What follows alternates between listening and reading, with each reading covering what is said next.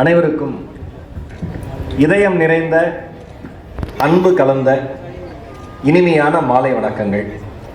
விழுப்புரம் மாவட்டத்தினுடைய இந்த 3வது புத்தக திருவிழாவிலே முதல் புத்தக திருவிழாவிலிருந்து 3வது முறை நான் வரேன் தொடர்ந்து. அதாவது கிரிக்கெட்டில் மட்டும் ஹேட்ரிக் கிடையாது, புத்தக திருவிழாவிலையும் ஹேட்ரிக் அடித்தவன் ஈரோடு மகேஷ் என்று சொல்வதில் ஒரு பெரிய பெருமை. மாவட்டங்கள் தோறும் மிக மிக சிறப்பாக இந்த புத்தக திருவிழாவை வருடந்தோறும் நடத்தி வந்து வாசிப்பினுடைய முக்கியத்துவத்தை இதயத்தினுடைய ஆழத்தில் மக்கள் புரிந்து கொள்ள வேண்டும் என்கிற உயரிய நோக்கோடு செயல்பட்டு வருகிற தமிழ்நாடு அரசிற்கும் பபாசி நிறுவனத்திற்கும் இவ்வளவு அருமையாக இந்த புத்தக திருவிழாவை ஏற்பாடு செய்த விழுப்புரம் மாவட்ட நிர்வாகத்திற்கும் மாவட்ட ஆட்சித்தலைவர் அவர்களுக்கும் இந்த இனிமையான நேரத்திலே என் இதயம் கனிந்த கலந்த நன்றிகளை சொல்ல மீண்டும் எனக்கு ரொம்ப ரொம்ப மகிழ்ச்சி. எந்த ஊர் புத்தக திருவிழாலையும் போய் பேசுகிறப்பையும் வராத ஒரு மிகப்பெரிய மகிழ்ச்சி விழுப்புரம் மாவட்டத்தில் நடக்கிற புத்தக திருவிழாவில் பேசுகிறப்ப எனக்கு வரும். அங்கே ஒரு அம்மா பார்க்குறாங்க, எல்லா ஊர்லேயும் தான் சொல்லுவான் போல இருக்கு. அப்படி சந்தேகமாக பார்க்காதீங்கம்மா, நான் உண்மையிலேயே சொல்கிறேன். சென்ற ஆண்டு புத்தக திருவிழா நான் பர்வீன் அக்காவோட பேசினேன், கரெக்டானே?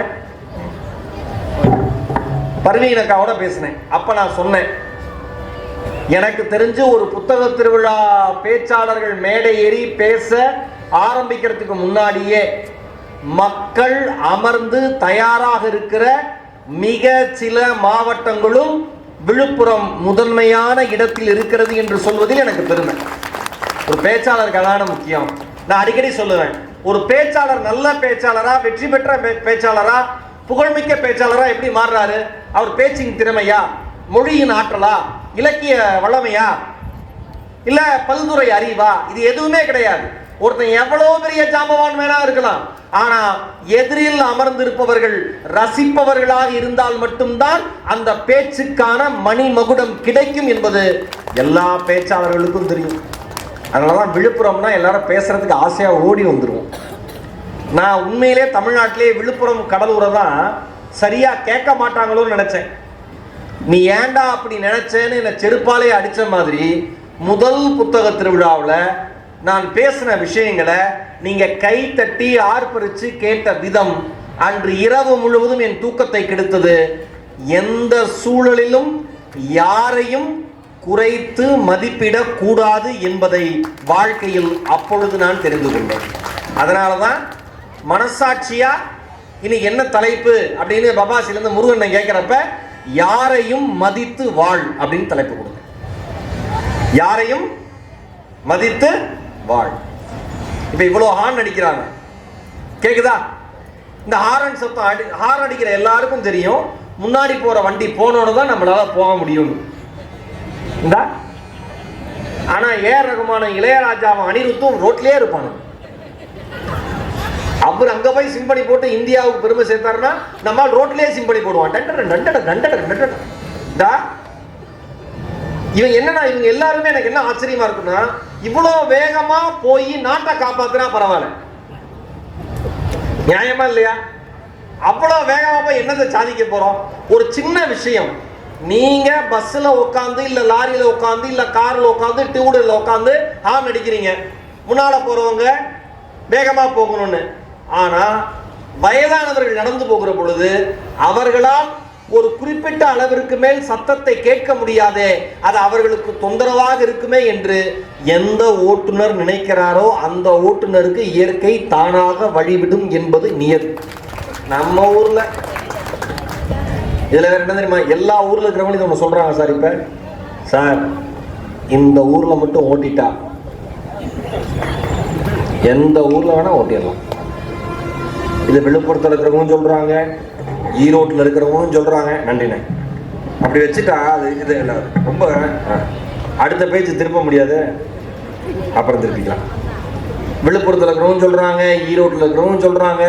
எந்த ஊருக்கு போனாலும் அந்த ஊர்ல தமிழ்நாட்டில் இருக்கிற அத்தனை பேர் மாவட்டத்தில் இந்த ஊர்ல ஓட்டிட்டீங்கன்னா எந்த ஊருன்னா ஓட்டலாம். ஏன் சார் அப்படி ஓட்டுறான் சார், எல்லாம் மதிக்கவே மாட்டேங்கிறான் அப்படின்னு ஒன்வேல போயிட்டு இருக்க. பரவாயில்ல. இந்த நகைச்சுவைக்கு பெரிதாக சிரித்த உங்கள் கால்களை தொட்டு வணங்க கடமைப்பட்டது. ஏன்னா இப்போ நான் உள்ள வந்து காரில் வந்து இறங்கணுன்னே, இந்த பையன் இங்கே பார்த்தனேன், காரில் வந்து இறங்கணுன்னே ஒரு சகோதரி அவங்க குழந்தையோட வந்திருந்தாங்க. அவங்க வணக்கம் சொல்லுன்னு சொல்றதுக்கு முன்னாடி அந்த பையன் அவ்வளோ சிரிச்ச முகத்தோட குடிஞ்ச வணக்கம் சொன்னான்.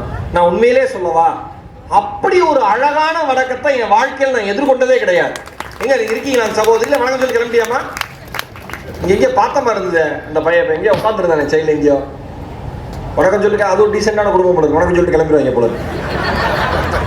வந்தா மாமா வணக்கம் சொல்லியா கிளம்பு, மாமா பேசுவார், அவன் பேசுவான் எனக்கு தெரியும், வா.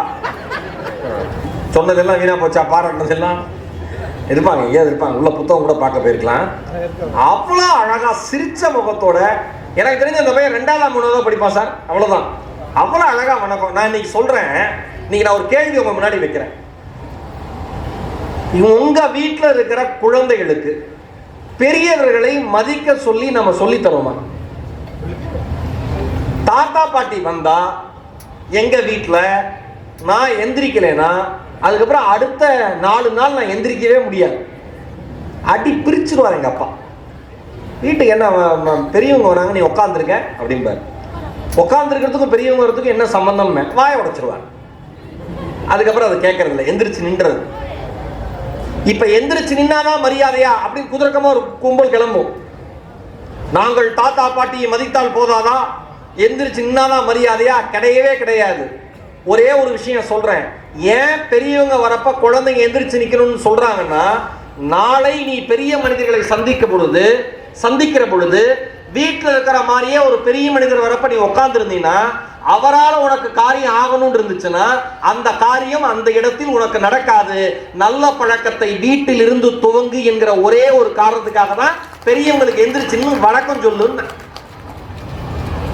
இப்பெல்லாம் நீ ஒரு ஸ்கூல் ஆனுவல் டேக்கு போயிருக்கேன், ஒரு 4ஆவது படிக்கிற பையன் வந்து பேசுறான், ஹாய் ப்ரோங்கிறான். ஹாய் ப்ரோ அப்படின்னா சத்தம் வருது, ஆளக்கண்ணன் பார்த்தா தரையா இருக்கான். என்னடா கேட்கிறேன், உங்க ப்ரோக்ராம் பார்ப்பேன் ப்ரோ, நல்லா பேசுறீங்க பட்டிமன்றத்தில், விஜய் டிவிலாம் கூட வரீங்க போல இருக்கு. யாரு? 4ஆவது. ஆமாப்பா, all the best bro, keep going, CBSE syllabus, keep going. ஓஹோ சரிங்க சார். கூலா இன்னைக்கு இருக்கிறவங்கள, இன்னைக்கு ஒரு இளைய தலைமுறைகிட்ட இருக்கிற பிளஸும் அதுதான், மைனஸும் அதுதான். என்ன? யாரை பார்த்தும் பயம் இல்லை, அது பிளஸ், அதே தான் மைனஸ். அது பிளஸ், அதே தான் மைனஸ். அந்த வீட்டில் அம்மா அப்பா இருக்காங்களே, இந்த படிக்கிற பிள்ளைங்க வீட்டில் இருந்ததுன்னா பிபியில் செத்துருவாங்க போல இருக்கு. எல்லா அம்மா அப்பாவும் படிச்சியா படிச்சியா படிச்சியா படிச்சியா படிச்சியா படிச்சியா படிச்சியா படி, நல்ல படி, நல்ல. இவன் சொல்றான், நீ சொல்லிட்டு போயிருவ, யார் படிக்க? நல்லா படிக்கிறேன், இமாம் பெரிய புக்கு படி. 2 பக்கம் படிச்சு நீயும் உன் புருஷன் விடியதுல ஒப்பீங்கன்ட்ட ஒரு 2 பக்கம் ஒப்பி. அந்த அம்மா சொல்லுது, நாங்களடா படிக்கிறோம் தெரியுதுல்ல, நான் தானே படிக்கிறேன், எனக்கு படிக்க தெரியும், போ. உங்க அப்பா வரட்டும், அப்பாவுக்கு ஒரு பக்கம் கொடுத்தாலே படிக்க மாட்டார், எனக்கு தெரியும், போ. அவ்வளோ உறுதியாக இருக்காங்க அவங்க அப்பா டேலண்ட்ல. நீ போ, நான் பார்த்துக்கிறேன், கவலையே கிடையாது. ஏன்னா ஒரே ஒரு விஷயம் சொல்றேன், இருக்கிற பெற்றோர்கள் குழந்தைங்களை கூட்டிட்டு புத்தக திருவிழாவிற்கு வந்த பெற்றோர்களுக்கு தனிப்பட்ட முறையில் என்னுடைய மிகச்சிறந்த பாராட்டுகள். உண்மையிலே வாழ்த்துறேன். அந்த குழந்தைக்கு விவரம் தெரியுதோ தெரியலையோ கூட்டிட்டு வரீங்கல்ல, அதுதான் முக்கியம். கூட்டிட்டு வந்து புத்தகங்கள் அறிமுகப்படுத்துங்க. உங்க வாழ்க்கையில உங்க குழந்தைங்களுக்கு அறிமுகப்படுத்த வேண்டிய முதல் உற்ற தோழன் புத்தகங்கள் மட்டும்தான். அவன் படிக்க ஆரம்பிச்சாலே எது சரியான பாதைன்னு தெரிஞ்சுக்குவான், அவன் பாட்டு டிராவல் பண்ணி போவான். இங்க இருக்கிற பெற்றோர்கள் குழந்தைகளை கூட்டிட்டு வந்ததுனால சொல்றேன், இந்த யாரையும் மதித்து வாழ் அப்படிங்கிற தலைப்பு இது எங்க இருந்து நான் எடுத்தேன் அப்படின்னா, பாரதியினுடைய புதிய ஆத்திச்சூடியில் இருக்கு. பாரதியாரோட புதிய ஆத்திச்சூடியில் இருக்கு, யாரையும் மதித்து வாழ். அந்த மனுஷன் பேசாத விஷயமா? மனுஷனையா இருந்தாலும் மதிக்க சொன்னா, காக்கை குருவி எங்கள் கூட்டம்னு நிற்கும், காக்கை குருவி எங்கள் சாதி, நீ கடலும் மலையும் எங்கள் கூட்டம். காக்கை குருவியே மனுஷ ஜாதியில சேர்த்தான் பாரதி. நம்மால் கூட இருக்கிற மனுஷனையே ஜாதியில சேர்க்க மாட்டேங்கிறான். நீ என்ன ஜாதி? நல்லா பழகிறான், ஒரு வாரம் கழிச்சு நல்லா பேசுகிறீங்க, நல்லா பழகுறீங்க, தன்மையாக இருக்கீங்க. நீங்கள் யார்? நாங்கள் ஈரோடு மகேஷ். அப்படி இல்லைங்க, நீங்கள் யாருன்னு கேட்டேன். அதான் சொன்னேன், நாங்கள் ஈரோடு மகேஷ். அது இல்லைங்க, ஈரோட்டில் நீங்கள் யார்? ஈரோட்டில் நாங்கள் மனுஷங்க, சென்னை வந்தால் நாங்களாம் செவ்வாய் கிரகவாசிகள், உங்கள் ஊருக்கு வந்தால் ஏலியன்ஸுன்னு. என்ன எப்படி சொல்கிறீங்க? என்னங்கிறான். நான் என்ன கேட்குறேன், ஒரு மனிதன் எந்த ஜாதியை சேர்ந்தவன் என்று தெரிந்து கொள்வதில் சக மனிதனுக்கு இருக்கிற ஆர்வம் மாதிரி இந்த உலகத்தில் எந்த உயிரினத்திற்கும் இல்லை. உண்மையா? ஓ, சிங்கம் கேக்குதா, புலி கேக்குதா? அதனாலதான் பேச முடியாது. ஒரே ஒரு விஷயம் இயற்கை கொடுத்தது மனுஷனுக்கு, பேசுறத. பேசியே கெடுக்கிறான், நல்லதே பேச மாட்டேங்கிறான். என்ன என்ன ஜாதி, நீங்க என்ன? நான் பெரம்பலூர் புத்தக திருவிழாவில் சொன்னேன். ஒரு புதுக்கவிஞர் ஒரு புதுக்கவிதை எழுதியிருந்தாரு. சாதி மயிரெல்லாம் சங்கமித்துக் கொண்டது சவரக்கடையில். எவ்வளவு அழகான மூணே வரி செருமாச்சு மாதிரி போகடா. எல்லாம் என்னடா பேசுறீங்க? மனுஷனா பாருங்க, யாரையும் மதித்து வாழ். மகாகவி பாரதி சொன்னது. சூரத்துல 1907 டிசம்பர் 26 காங்கிரஸ் மாநாடு நடைபெறுது. சேரு சகதியமா இருக்கு அந்த இடம். திலகர்னு ஒரு மனுஷனை மகாகவி பாரதி சந்திக்கணும்னு போறாரு. அதுக்கு முன்னாடி திலகரை பார்த்தது இல்ல, யார் திலகர்னு தெரியல. ஏற்பாடு வேலைகள் எல்லாம் திலகர் செய்து கொண்டிருக்கிறார் என்கிற செய்தியை மட்டும் மகாகவி பாரதி கேள்விப்படுறாரு. நேரா போறாரு, மழை பெய்யுது, சேரும் சகதியமா இருக்கு, நூத்துக்கணக்கானவர்கள் இருக்காங்க. அந்த நூத்துக்கணக்கான மனிதர்கள்ல யார் பாரதி என்று யார் திலகர் என்று பாரதிக்கு தெரியவில்லை. ஒரு மனுஷன் சேரு சகதின்னு பார்க்காம எல்லாரையும் கொடை பிடிச்சிட்டு இதை செய்யுங்க அதை செய்யுங்க அவரும் வேலை செஞ்சு எல்லாரையும் வேலை செய்ய என்கரேஜ் பண்ணிட்டு இருக்காரு, ஊக்கம் கொடுத்துட்டே இருக்காரு. அந்த குடை பிடித்த மனிதனை முகம் மறைத்திருந்தது. அந்த குடையை மெல்ல மேலே நிமிர்த்தி முகத்தை பார்த்தவுடன் சாஷ்டாங்கமா சேரு சகதியில மகாகவி பாரதி திலகர் கால்களில் விழுந்தாராம். அந்த மனுஷன் எழுதலாம், யாரையும் மதித்து வாழ். அந்த மனுஷன் எழுதலாம், யாரையும் மதித்து வாழ். என்ன வார்த்தைங்க, என்ன ஒரு சொற்றொடர். இந்த இந்த இந்த ஒரு சொற்றொடருக்குள்ள வாழ்க்கை அடங்கி போச்சு. நீங்க எப்ப சக மனிதன் மீதான மரியாதையை தருகிறீர்களோ இந்த உலகம் உங்களுக்கான மரியாதையை தர காத்திருக்கிறது. நம்ம மரியாதை எப்படி தரோம்? அந்தஸ்தா இருந்தா தரும், பதவியில் இருந்தா தரும், சொத்து வச்சிருந்தா தரும். அவனால ஒரு காரியம் ஆகணும்னா மரியாதை தரோம், மதிக்கிறோம். இல்ல அம்மா அப்பாவே இன்னைக்கு சொத்து வச்சிருந்தாதான் பிள்ளைங்க மதிக்கும். எவ்வளவு சேர்த்து வச்சிருக்க, அதான் உன்னை படிக்க வச்சதுலயே போச்சே. போச்சா? நாளைக்கு சோத்துக்கு வந்து நின்றாங்க. ஒன்றுமே இல்லை. இன்னைக்கு பசங்க கேட்கறாங்க, அப்புறம் ஏன் என்ன பெத்த? அப்படி யாராவது கேட்டா அன்னைக்கே விஷம் வச்சிருங்கிற. அவன் வைக்க மாட்டான் தைரியத்தில் தான் கேட்கறான், என்னையா பெத்த திமுறா கேட்குதுல நீ குழந்தைங்க என்னையா பெத்த? பாப்பா தவறுதான், இந்தா என்ன இது சத்து டானிக் குடிச்சா ஸ்ட்ரைட்டா போயிடுவேன், அமுச்சு விடுங்க. என்ன அப்படி திமிரு பசங்களுக்கு? கேட்கணும்ல. ஆனா கேட்க வேண்டிய இடத்துல இருக்கிற நாம அமைதியா இருக்கும். இன்னைக்கு சொத்து இருந்தாதான் பெற்ற பிள்ளைகள் தாய் தந்தையரை மதிக்குது. அதிகாரத்தில் ஒருத்தர் இருந்தா அவரால் காரியம் ஆகணும்னு சக மனுஷன் மதிக்கிறான், புகழ்றான். இது எதுவுமே இல்லாம நான் ரொம்ப ரொம்ப அருமையான ஒரு வாசகத்தை படிச்சேன். இது எதுவுமே இல்லாம ஒருத்தன் சக மனுஷனை மதிச்சாரு வச்சுங்களேன், அவன் தான் மிகச்சிறந்த நபர். உங்களுக்காக எதுவும் செய்ய முடியாதவர்களை, இந்த வாக்கியத்தை நல்ல மனசோட ஆழத்துல போட்டு வச்சுக்காங்க. உங்களுக்காக எதுவும் செய்ய முடியாதவர்களை நீங்கள் எவ்வாறு நடத்துகிறீர்கள் என்பதில் இருக்கிறது உங்களுடைய மனிதத்தன்மை. அவனால் நம்மளுக்கு எதுவுமே செய்ய முடியாது, ஆனா அவனை நம்ம எப்படி ட்ரீட் பண்றோம் அதுல இருக்கு நம்ம மனுஷனா இல்லையா? நாம நடத்துறதே இல்லையா? இந்த ஹைவேஸ் போறோமே, இந்த ஹைவேஸ்ல வரிசையா ஹோட்டல் கட்டி விட்டுறானுங்க. வயதானவர்களை அங்க வாட்ச்மேனா போட்டுறாங்க செக்யூரிட்டியா. மழை வெயில் புயல் என்னனாலும் அந்த மனுஷன் ஒரு விசில வச்சுக்கிட்டு ஒரு கொடியை வச்சுக்கிட்டு ஆட்டிக்கிட்டே இருக்காங்க. வாங்க எங்க ஹோட்டலுக்கு வாங்க, எங்க ஹோட்டலுக்கு வாங்க, எங்க ஹோட்டலுக்கு வாங்க. அன்னைக்கு நான் பார்க்கிறேன், அருகருகே 2 உணவகங்கள், கார்ல வந்த ஒரு இளைஞர் கூட்டம், அந்த வாட்ச்மேன் இருக்கு அந்த செக்யூரிட்டி கூப்பிடுற ஹோட்டலுக்குள்ள போற மாதிரி போயிட்டு பக்கத்து ஹோட்டலுக்கு போய் சிரிக்கிறாங்க. தெரிஞ்சே யாரும் தப்பு செய்ய போறது இல்லை, ஆனா அது தப்பு தானே. சிரிக்கிறாங்க. நான் பக்கத்தில் நிக்கிறேன். கிட்டத்தட்ட 60 கடந்த வயது முதிர்ந்த மனிதர். அவர் முகத்தில் மிகப்பெரிய சோர்வோடு அந்த இளைஞர்களின் சிரிப்பை அவர் கடந்து போகிறார்.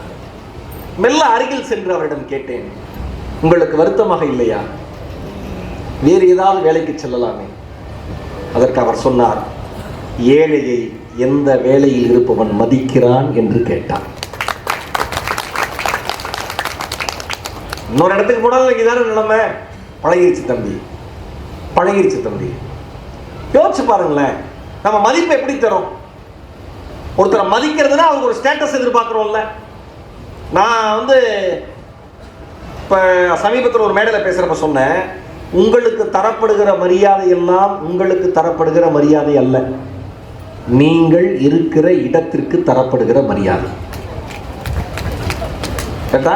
ஈரோடு மகேஷ் இதே ஈரோடு மகேஷ் டிவியில் வரல, விழுப்புரம் பஸ் ஸ்டாண்ட்ல டீ குடிச்சிருந்தா ஒரு ஆள் சீண்ட போறது. நான் தான் ஈரோடு மகேஷ் குடுறாட்டிய ஈரோடு. எனக்கு ரொம்ப பிடிச்ச காமெடி செந்தில் கவுண்டமணி அண்ணன் அந்த 2 அண்ணன்கள் பண்ணதுல காமெடி எனக்கு ரொம்ப பிடிச்சது. கரகாட்ட காதல்ல இந்த வாழைப்பழ ஜோக்குக்கு முன்னாடி ஒரு காமெடி நடக்கும். அவர் கடையில் போய் செந்தில் சார் அண்ணன் அப்படின்னு வாழைப்பழம் வாங்க போவார். அப்ப கடைக்காட்ட செந்தில் அண்ணன் கேட்பாரு, எங்க அண்ணன் 2 வாழைப்பழம் கேட்டாருன்னு. அது கணக்காரர் சொல்லுவாரு, உங்க அண்ணன் என்ன பெரிய கலெக்டரா, காசு கொடுத்தா யாருக்கு வேணா வாழைப்பழம் தருவேன். இவ்வளவுதான் நம்ம நிலைமை. நம்ம இருக்கிற பொசிஷனை விட்டுட்டு தனியாரா நம்ம நின்னோன்னு வச்சுக்கோங்களேன், நமக்கான மரியாதையே கிடையாது. என்கிட்ட எல்லாரும் கேட்பாங்க, நீங்க ரொம்ப சிம்பிளா இருக்கீங்களேன்னு கேட்பாங்க. நான் நினைச்சுப்பேன், அப்துல் கலாம் அவர்கள், இஸ்ரோ சிவன் அவர்கள், இவங்கெல்லாம் இருக்கிற இடமே தெரியாது, அவ்வளோ அமைதியா வாழ்ந்துட்டு போனாங்க. அவர்களை வரலாறு தன் பக்கங்களில் குறித்து வைத்திருக்கிறது. அவங்களை கம்பேர் பண்றப்ப நாமெல்லாம் கால் தூசிக்கு சமம் கூட கிடையாது. நாம எவ்வளோ அடக்கமா இருக்கணும், நம்ம எவ்வளோ அடக்கமா இருக்கணும்.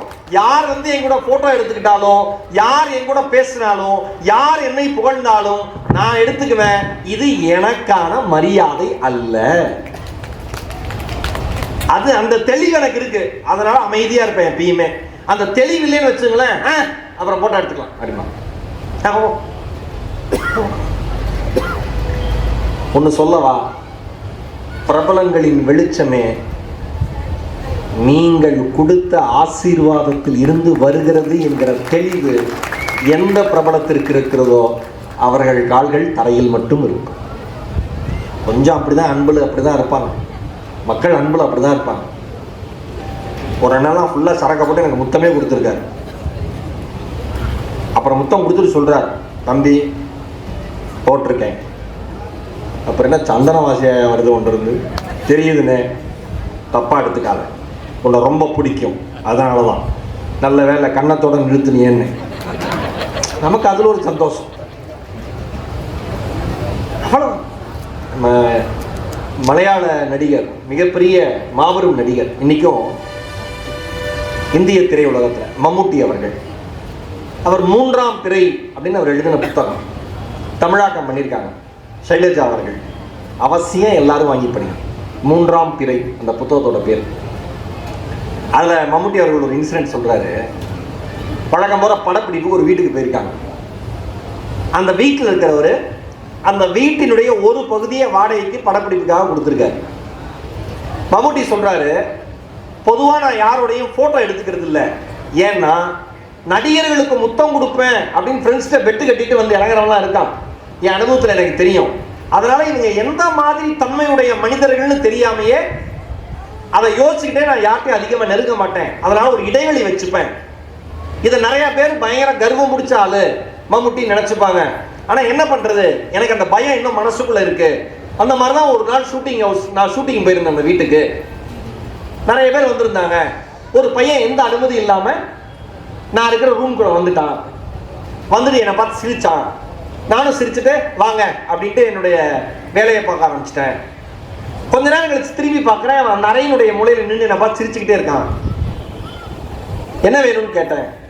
ஒன்றும் வேண்டாம், உங்களை பார்த்துக்கிட்டு இருக்கேன், அது போதும் தான். இல்லை நீங்கள் வெளியில் போப்பா, நீ வெளியில் போ, நான் மேக்கப் போடணும், ட்ரெஸ் மாற்றணும், எனக்கு கம்ஃபர்டபுளாக இருக்காது, நீ வெளியில் போனேன்.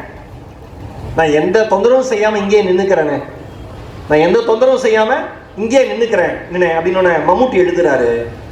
எனக்குள் மம்முட்டி என்கிற ஈகோ சற்றே முளைத்து வெளியில் வந்தது. கழுத்தை பிடித்து அவனை வெளியில் தள்ளினேன். வெளியில் காத்திருந்த மக்கள் அனைவரும் இதை பார்த்திருப்பார்கள். என்னால் வேறொன்றும் செய்ய இயலவில்லை. அன்னைக்கு படப்பிடிப்பு முடியுது. அந்த ஹவுஸ் ஓனர் வராரு. வந்தோன்னே வணக்கம், ரொம்ப சந்தோஷங்கிறாரு. இவரும் வணக்கம், ரொம்ப சந்தோஷம் நீங்கள் வீடு கொடுத்ததுக்குன்னு மம்முட்டி சார் சொல்கிறாரு. வாப்பாங்கிறாரு. அந்த பையன் தயங்கி நிற்கிறான். வாப்பாங்கிறாரு ஒரு பையனை. மறுபடியும் அந்த பையன் தயங்கி நிற்கிறான். ஹவுஸ் ஓனர் வாப்பாங்கிறாரு. வரான். பார்த்தா யாரை கழுத்து பிடிச்சி இவர் வெளில தள்ளினாரோ அந்த பையன் நிற்கிறான். ஹவுஸ் ஓனர் சொல்றாரு, இவன் தான் என் பையன். மம்முட்டி சாருக்கு எப்படி இருக்குன்னு யோசிச்சு பாருங்க. உயிரே இல்லை. 5 நாள் படப்பிடிப்பு போயிருக்கு. இவர் அப்படியா, சாரி தெரியாம நடந்துருச்சு அப்படின்னு இவர் சொல்றாரு. அடுத்த வரி மம்முட்டி அவர்கள் எழுதுறாரு, அவன் சிரித்தபடியே மீண்டும் என்னை பார்த்து நின்றிருந்தான். அவன் ஏற்கனவே என்னை மன்னித்திருந்தான் என்பதை அவன் சிரிப்பு எனக்கு அடையாளம் காட்டியது. அவன் சொல்றாரு, வாழ்க்கையில சில சொற்களை நாம் கவனமாக பயன்படுத்த வேண்டும், எல்லோரையும் மரியாதையாக நடத்த வேண்டும் என்பது அந்த இளைஞன் சம்பவத்தின் மூலமாக எனக்கு தெரிந்தது. கலவரத்தில் தீ வைப்பவர் ஒரே ஒரு நிமிடம் மட்டும் யோசித்து தீ வைக்காமல் இருந்திருந்தால் எவ்வளவு பெரிய கலவரம் தடுக்கப்பட்டிருக்கும் என்கிற எண்ணம் ஒவ்வொருவருக்குள்ளும் வந்தால் எல்லாமே இங்க சுகமா முடியுங்கிறார். நான் நினைச்சு பார்க்குறேன். யாராவது வந்தா அப்படிதான் இருப்பாங்க மக்கள். என்ன பண்ண முடியும்? அன்பு தானே எல்லாமே. வேற என்ன?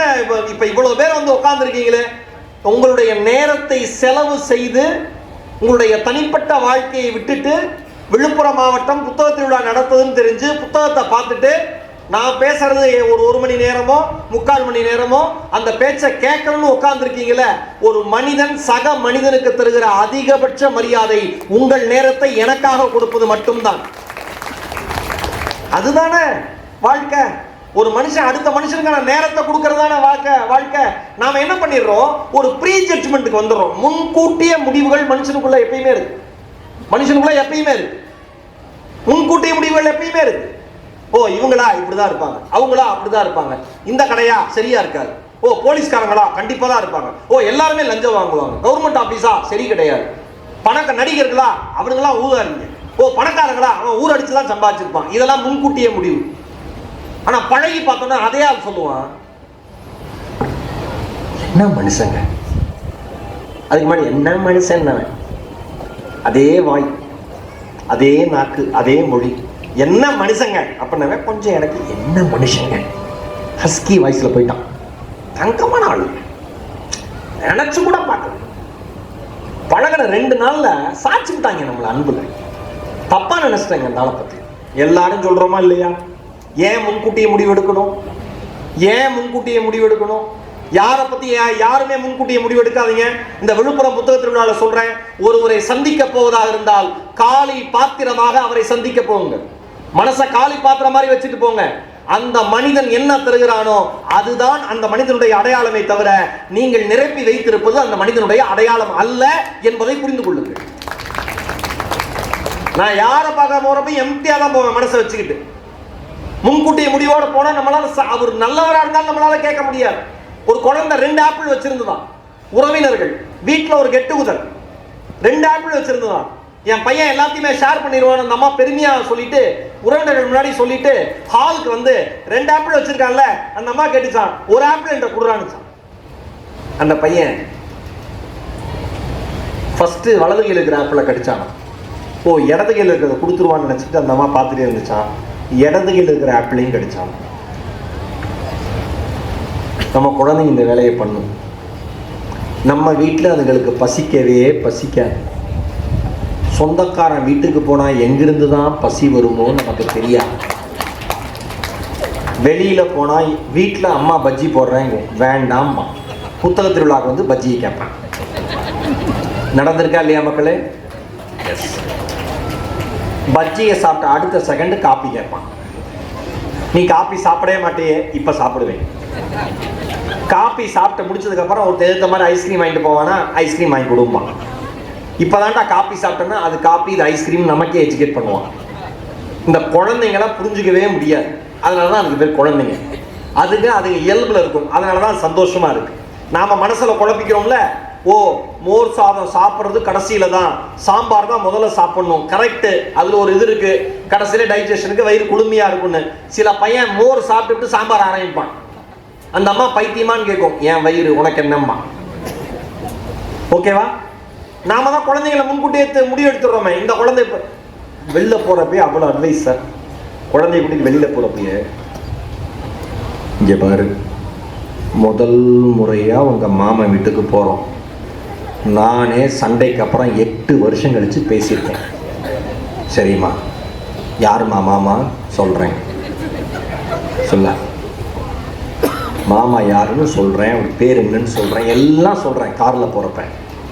ஆனால் அங்கே வந்து நீ என்ன பண்ணக்கூடாது. இவன் என்ன பண்ணுவான்னு இந்த அம்மா ஏற்கனவே டிசைட் பண்ணி வச்சிருக்கு.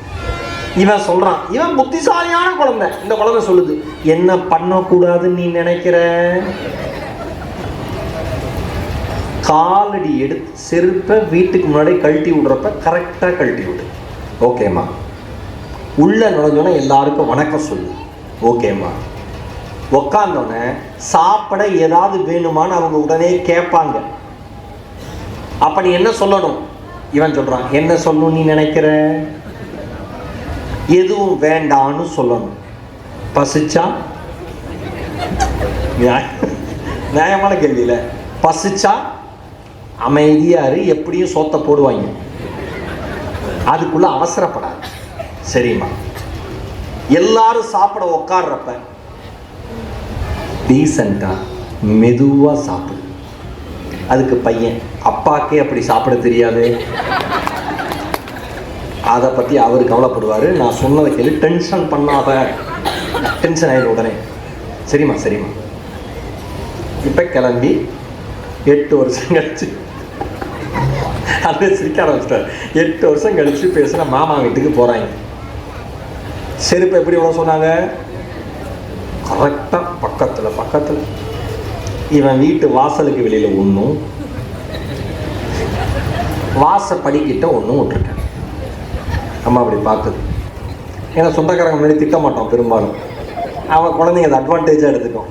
போ என்னென்னலாம் சொன்னேன் இருக்கணும். இப்போது குழந்தைங்க நீங்கள் என்ன நினைக்கிறீங்கன்னா, என்ன சொன்னாலும் குழந்தைங்க கேட்டுருன்னு நினைக்கிறீங்களா? கேட்டுரும். ஆனால் அது எப்போ உங்களை ரிவெஞ்ச் எடுக்கணுமோ கரெக்டாக செய்யும். கரெக்டா? காலங்காத்தால அவ்வளோ திட்டி ஸ்கூலுக்கு கிளப்புவீங்கல்ல, எந்தடா ஏன்டா உயிரமாங்கிற டைமுக்கு கிளம்ப மாட்டியா? பல்லு விளக்க எவ்வளோ நேரமா? ஏன் அவனுக்கு என்ன பல்லு என்ன 10 கிரவுண்ட் இடமா? வச்சா 2 பிரஷ் இப்படி இழுக்க போறான், 2 நிமிஷத்துல முடிய போகுது, பல்லு விளக்கிட்டு உட்காந்துருவான். இந்த பையனா ரடா, இங்க வாடா, மேல வாடா தம்பி, இங்க வா, அழகு பிள்ளைங்க. இவனை தான் சொன்னேன். இங்க பாருங்களேன், மாமாக்கு நீ எப்படி வணக்கம் சொன்ன?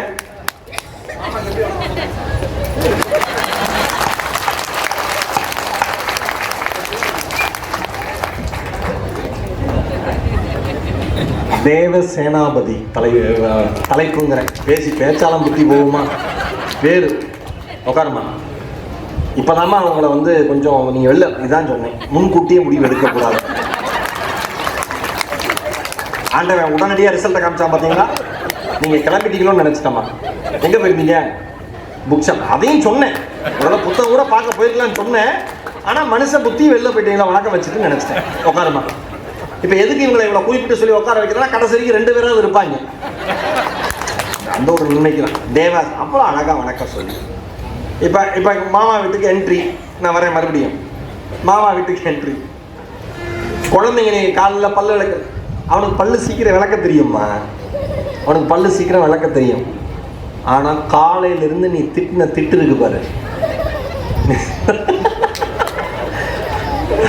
அந்த பையன் சிரிக்கிறத மட்டும் எடுக்கணும் யாராவது.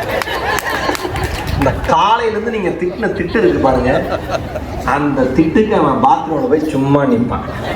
எப்படி சிரிக்கிறான் பாருங்க, ஆனந்தமா எடுக்கணும் யோன காற்று சும்மா நிற்பான் பாத்ரூமில். அப்படியே பல்லு விளக்கிட்டியா நிற்பான். பல்லு விளக்கிட்டியான்னு கேட்டேன், விளக்கிட்டு இருக்கேன். உள்ள கதவை திறந்து பார்த்தா என்னடா பல்லே விளக்கலான்னு இருக்கேன்.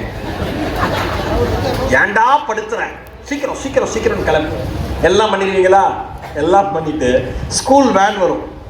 அது வரைக்கும் அவனுக்கு பாடாத பாட்டு இல்லை, அத்தனை பாட்டும் பாடி திட்டி அவனை மன உளைச்சல் உண்டு பண்ணி ஸ்கூல் வேன் வந்து கீழே ஹார்ன் அடிக்கும் பாருங்க, நம்ம பையன் டாய்லெட்.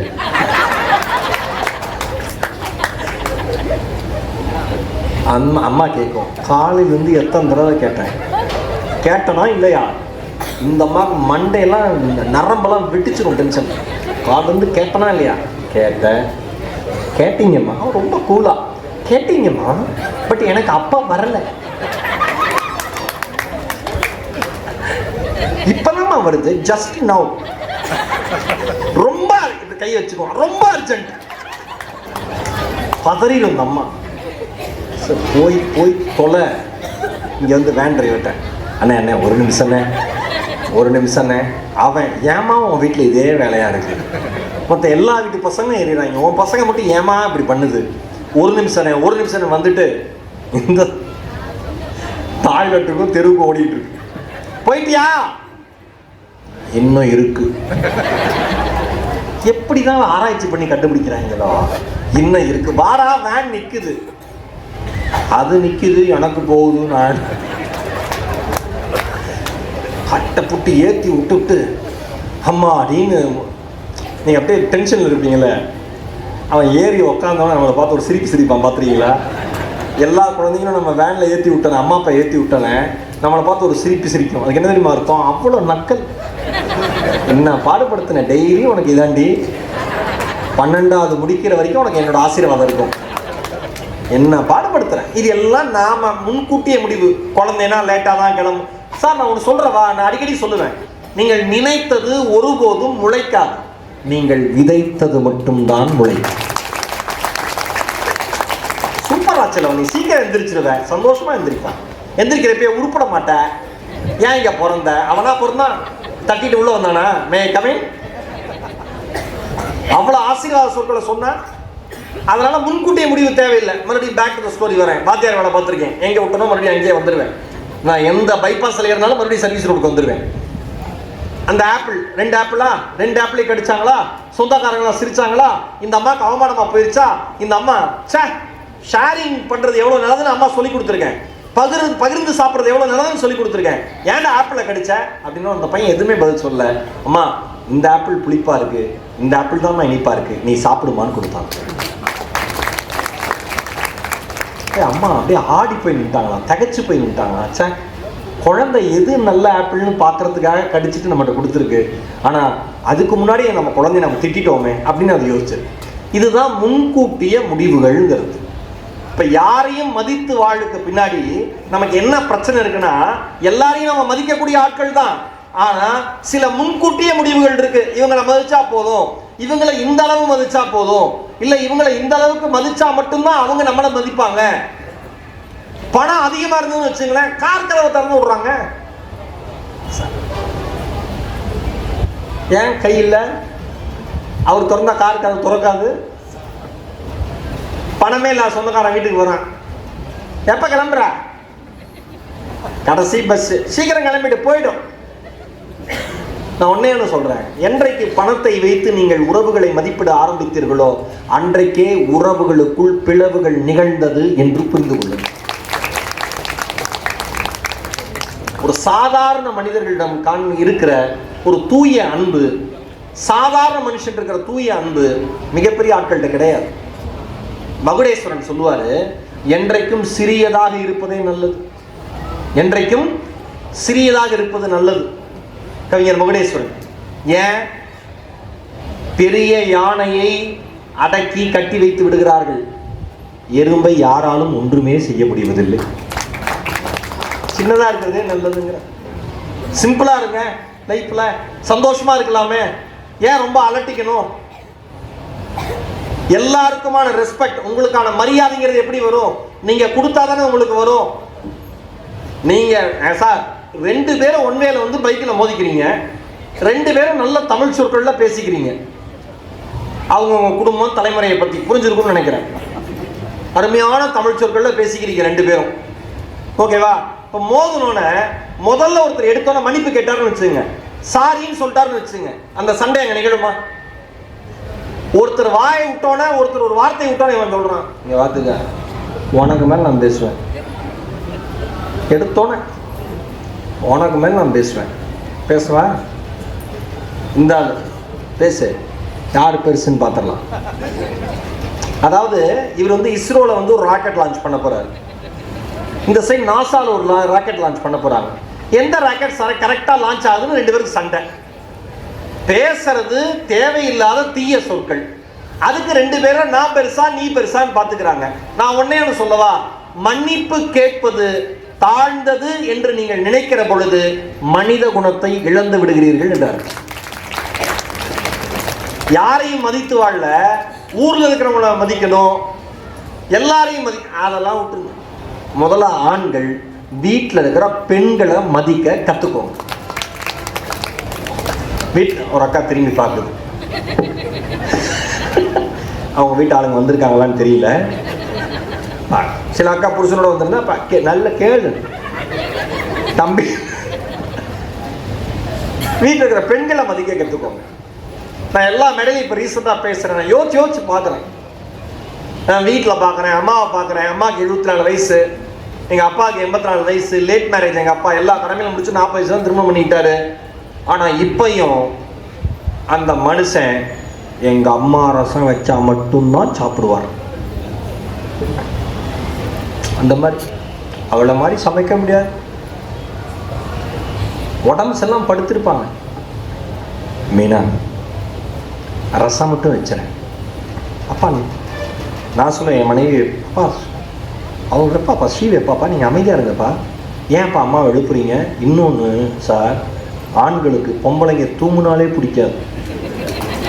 அந்த மாதிரி பல சைக்கோக்கள் இருக்காங்க வீட்டில். சைக்கோன்னு தான் சொல்லணும் அந்த ஆளுங்களெல்லாம். கோபமாக வருது எனக்கெல்லாம். தூங்குனா பிடிக்காது, ஆம்பளை எப்போ போன சுத்தமாக பிடிக்காது. முதல்ல எழுப்பிட்டு தான் அடுத்த வேலையை பார்ப்பாங்க. மெதுவாக ஃபேன் ஆஃப் பண்ணுறது, லைட் ஆஃப் பண்ணுறது. யாராவது வீட்டு அங்கே ஒரு அக்கா கை காட்டு சிரிக்குது, பார்த்தியா உங்கள் அப்பங்கதை மாதிரியே இருக்கு. ஏன்னு கேட்குற அந்த ஆண்களுக்கு என்ன, உங்களுக்குலாம் என்ன பிரச்சனை, என்ன மன வியாதி உங்களுக்குலாம்? ஏன் தூங்கிட்டு இருக்கிற பெண்ணை எழுப்புறீங்க? ஒரு நாள் நீங்கள் தூங்கிட்டு இருக்க ஒரே ஒரு நாள் எழுப்பிட்டா, ஆம்பளைய பாருங்க தூக்கத்தில் டிஸ்டர்ப் பண்ணி எழுப்பிட்டோம்னா ஆம்பளை என்ன சொல்லுவேன், நம்மளை என்ன தெரியுமா சொல்லுவோம்? வேலைக்கு போயிட்டு அவளை டயர்டாக வந்திருக்கேன், நிம்மதியா தூங்க முடியல, வாழ்னு கத்துறான். யார? அவன் பெத்த ஆதார் கார்டை. இவ பொம்பளை பிள்ளையாடிது, 10 ஆம்பளை பிள்ளை சமம் என்ன சேட்டை. டம்ளர் நான் படுக்கிறப்ப தான் டம்ளரை போடுவேன், பாத்திரத்தை போடுவேன். மனுஷன் நிம்மதியாவே இருக்க முடியல. ஏன்னா டெய்லி 1000 கோடி டேர்ன் ஓவர் பண்றாரு. அந்த ஸ்ட்ரெஸ் இருக்கும் ஆம்பளைக்கு. 15 வருஷமா அதே சம்பளம், இதுல வியாக்கியானம் வேற, தூங்க முடியல. என்னைக்காவது ஒரு நாள் அந்த அம்மா, நீங்க மாறி மாறி ஷிஃப்ட்டுக்கு போற ஆளுங்களா இருந்தா, ஒரு நாள் நைட் ஷிஃப்ட் போவீங்க, ஒரு நாள் டே ஷிஃப்ட், அந்த மாதிரி இருக்கிற ஆளா இருந்தா, என்னைக்காவது முகத்தை சுழிச்சுக்கிட்டு சமைக்காம இருந்திருக்கா? முகத்தை சுழிச்சாலும் சமைக்காம இருந்திருக்கா? முதல் நாள் அத்தனை சண்டையை போட்டுவிட்டு அடுத்த நாள் காலையில உங்களுக்கு என்ன பிடிக்குமோ சமைச்சு வைக்கும். அதுதான் வீட்டில் இருக்கிற பொம்பளைங்க. அவ்வளவு சண்டை போடும், அவ்வளவு திட்டிருப்பான். நம்ம ஆளு எதிர்த்து வெக்கமே இல்லாம சோத்துக்கு நிற்பான். ஏன் வேற யார் போடுறது? நாம ஆஹா, இப்பதான் முதல் முறையா ரசிச்சு சிரிக்கிற கேமராமேனை பார்க்கிறேன். Very good. சில கேமராமேன்லாம் ஃப்ரேம் வச்சுட்டு முறைச்சு நம்மளே பார்ப்பாங்க. எப்படா முடிப்ப வீட்டுக்கு கிளம்பணுன்ட்டாங்க. அவர் வீட்டில் நடக்கிறதெல்லாம் சொல்கிறேன்னு நினைக்கிறேன் நான். அவருக்கு நடக்கிறதா இல்லை அவங்க அப்பாவுக்கு நடந்ததான்னு எனக்கு தெரியல. யாருக்கு நடந்தாலும் அந்த குடும்பத்தில் ஏதோ ஒரு கேரக்டர் நடந்திருக்கு. ஒரு காப்பியை போட சொல்லுங்க. நான்லாம் ஒரு நாள் சமைக்கிறேன், பொடி இட்லி பண்ணுறேன்னு கிச்சனுக்குள்ளே போய், பொடி இட்லினா என்ன, அந்த இட்லி உப்புமா, இந்த காலையில் மீந்து போன இட்லி ஈவினிங் உப்புமாவை பண்ணுவாங்கல்ல, நானே யூடியூப்பை பார்த்து நீ இட்லி நீ அமைதியாக இருமா நான் பண்ணுறேன். என் ஒய்ஃப் ரொம்ப தெளிவு, வேண்டாங்க பேசுகிறதோட வாயை மூடுங்க, இதெல்லாம் என்னக்கா உங்களுக்கு உனக்கு எனக்கு அவ்வளோ சிரிப்பு என்ன அவமானப்படுத்துங்க, பேசுகிறதோட நிப்பாட்டுங்க, இந்த வேலைலாம் வேணாங்க, அது இட்லி மீந்து போனாலும் பரவாயில்ல நான் சாப்பிட்டுக்கிறேன், இரு நான் பண்ணுறேன். உள்ளே போய் 1.5 மணி நேரம் ஆச்சு. எதுக்கு? இட்லி உப்புமாவு. நான் சொல்லிட்டேன் கிச்சன் பக்கம் எட்டி பார்க்கக்கூடாது, இதுதான் டீல் நமக்குள்ள. நீ என்ன சொல்லுவ, சமைக்கிறப்ப வராதிங்கன்னு கேட்ப சொல்லுவீல்ல என்ன, அதே மாதிரி தான் உனக்கும், நான் சமைக்கிறப்ப வரா. 1.5 மணி நேரம் கழிச்சு என் ஒய்ஃப் கேட்டா முடிஞ்சுதா, நான் லைட்டர் எங்கே வச்ச பற்ற வைக்க முடியும்.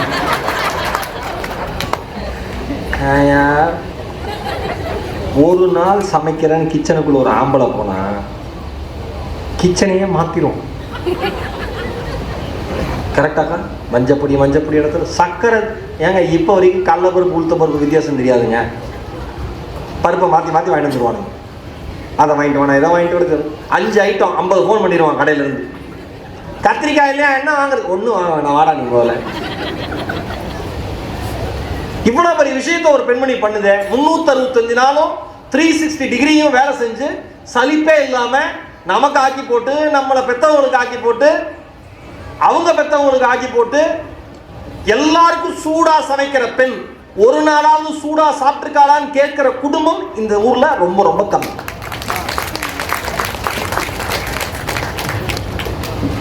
தோசைலாம் எனக்கு வந்து சார் ஒருத்தர் சொல்றாரு, தோசை எனக்கு பிய்யாம அப்படி சாப்பிட்டா தான் எனக்கு தோசை பிடிக்கும். நான் கேட்டேன் எப்படி அப்படியே ரோஸ்ட் அப்படியே உள்ள விடுவியான்னு கேட்டேன். மேஜிக் மேன் மாதிரி, இந்த மேஜிக் மேன்லாம் டியூப் லைட்டை உள்ள விட்டு எடுக்கிறாங்கல்ல, அந்த மாதிரி ரோஸ்ட் அப்படியே விட்டு சாப்பிடுவான்னு கேட்டேன். இல்லை பிச்சு தான் சாப்பிடும். அப்புறம் என்ன, ஒரு தோசை பிஞ்சா என்ன, நல்லா இது வரைக்கும் வருது செந்தமிழ் சொற்கள் அடக்கிக்கிறேன் நான். ஒரு தோசை பிஞ்சு வந்து பிய்யக்கூடாது, அப்படியே முருக தோசை வெள்ளையா வந்துருச்சுன்னா ஆம்பளைங்களுக்கு கோவம் வந்துடும். சார் என்ன தோசை வெள்ளையா இருக்கு, உனக்கு தான் வெள்ளை பிடிக்குமே, கருப்பா இருக்க வெள்ளையாகணும்னு ஆசைப்பட்டோம், இதுலேருந்து ஆரம்பி என்ன வெள்ளையா இருக்கு, அப்படி பொண்ணு முருகலா இருக்கணும். ஒரு ஒரு தோசை போட தெரியாது. அந்த அம்மா சூப்பரா தோசை போட்டுட்டு இருந்த அம்மா தான் ஓ வாய், நம்ம வாய் பாராட்டினதே இல்லையே, மதிச்சதே இல்லையே, குறை மட்டும் தானே சொல்லியிருக்கு. குறை சொல்ல சொல்ல அந்த அம்மா குறைச்சிக்கிட்டே இருக்கு எல்லாத்தையும்.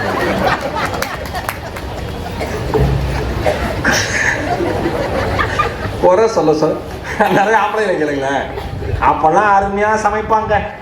இப்ப என்னவோ அவளுக்கு இன்ட்ரெஸ்ட் போயிடுச்சு. போகலடா போக வச்சுட்டேன், போக வச்சிருக்கோம் நாம தான். ஏன் அது நொய் இது நொய் இது நொய் இது நொய், வாங்கி தரது என்னவோ 10,000 ரூபாய்க்கு மளிகை சாமான் நினப்பு. நம்ம யோகிதிக்கு என்ன வாங்கி தர முடியுமோ அதை தான் வாங்கி தரோம். அதை வச்சு அந்த அம்மா பெஸ்டா சமைக்குது. அப்ப போட்டது நான் இங்க இருக்கிற ஆண்கள் எல்லாருக்கும் சொல்றேன், இந்த புத்தக திருவிழா மூலமா யூடியூப்ல பாக்குற அத்தனை ஆண்களுக்கு சொல்றேன், உங்க வீட்டுல எதை சமைச்சு போடுறாங்களோ, ஏன் நம்மளை சகிச்சுக்கிட்டு ஒரு அம்மா சமைச்சு போடுறதே தெய்வ புண்ணியம். அதை பாராட்டணும், பாராட்டுங்க. ஏதாவது ஒன்று புதுசாக செய்யுது, ஒருவேளை அது நல்லா வரலைன்னா கூட அம்மா இன்னும் கொஞ்சம் ட்ரை பண்ணி தான் சூப்பராக இருக்கும்னு நினைக்கிறேன், நல்ல ட்ரைமா, சூப்பராக பண்ணியிருக்கேன், நல்லா சமைச்சிருக்கேன். ஏங்க ஆரம்பத்தில் எந்த பெண்களும் ஒழுங்காக சமைக்காதுங்க, எந்த ஆண்களும் ஒழுங்காக சம்பாதிக்க மாட்டாங்க. அந்த அம்மாவுக்கு என்ன சமைக்கிறதுக்கு நான் நம்ம வீட்டுக்கு வந்திருக்கு, நம்மளை மாதிரி அதுக்கு ஒரு ப்ரொஃபஷன் அதுக்கு ஒரு வேலைன்னு எத்தனை பெண்கள். சார் நான் ஒன்று சொல்லவா, நீங்கள் உலகத்தில் ஐபிஎஸ் ஐஎஃப்எஸ் அதிகாரி ஐஏஎஸ் அதிகாரி ஆனாலும் வீட்டில் அம்மா வேலையை அந்த அம்மா பார்த்து தான் ஆகும். ஏன்னா வீட்டில் ஆண் அந்த மாதிரி இல்லை. இறைவி படத்தில் எஸ்ஜே சூர்யா சொல்லுவார், ஆண் நெட்டில் அந்த திமிரு நமக்கெல்லாம் பார். உண்மைதான்.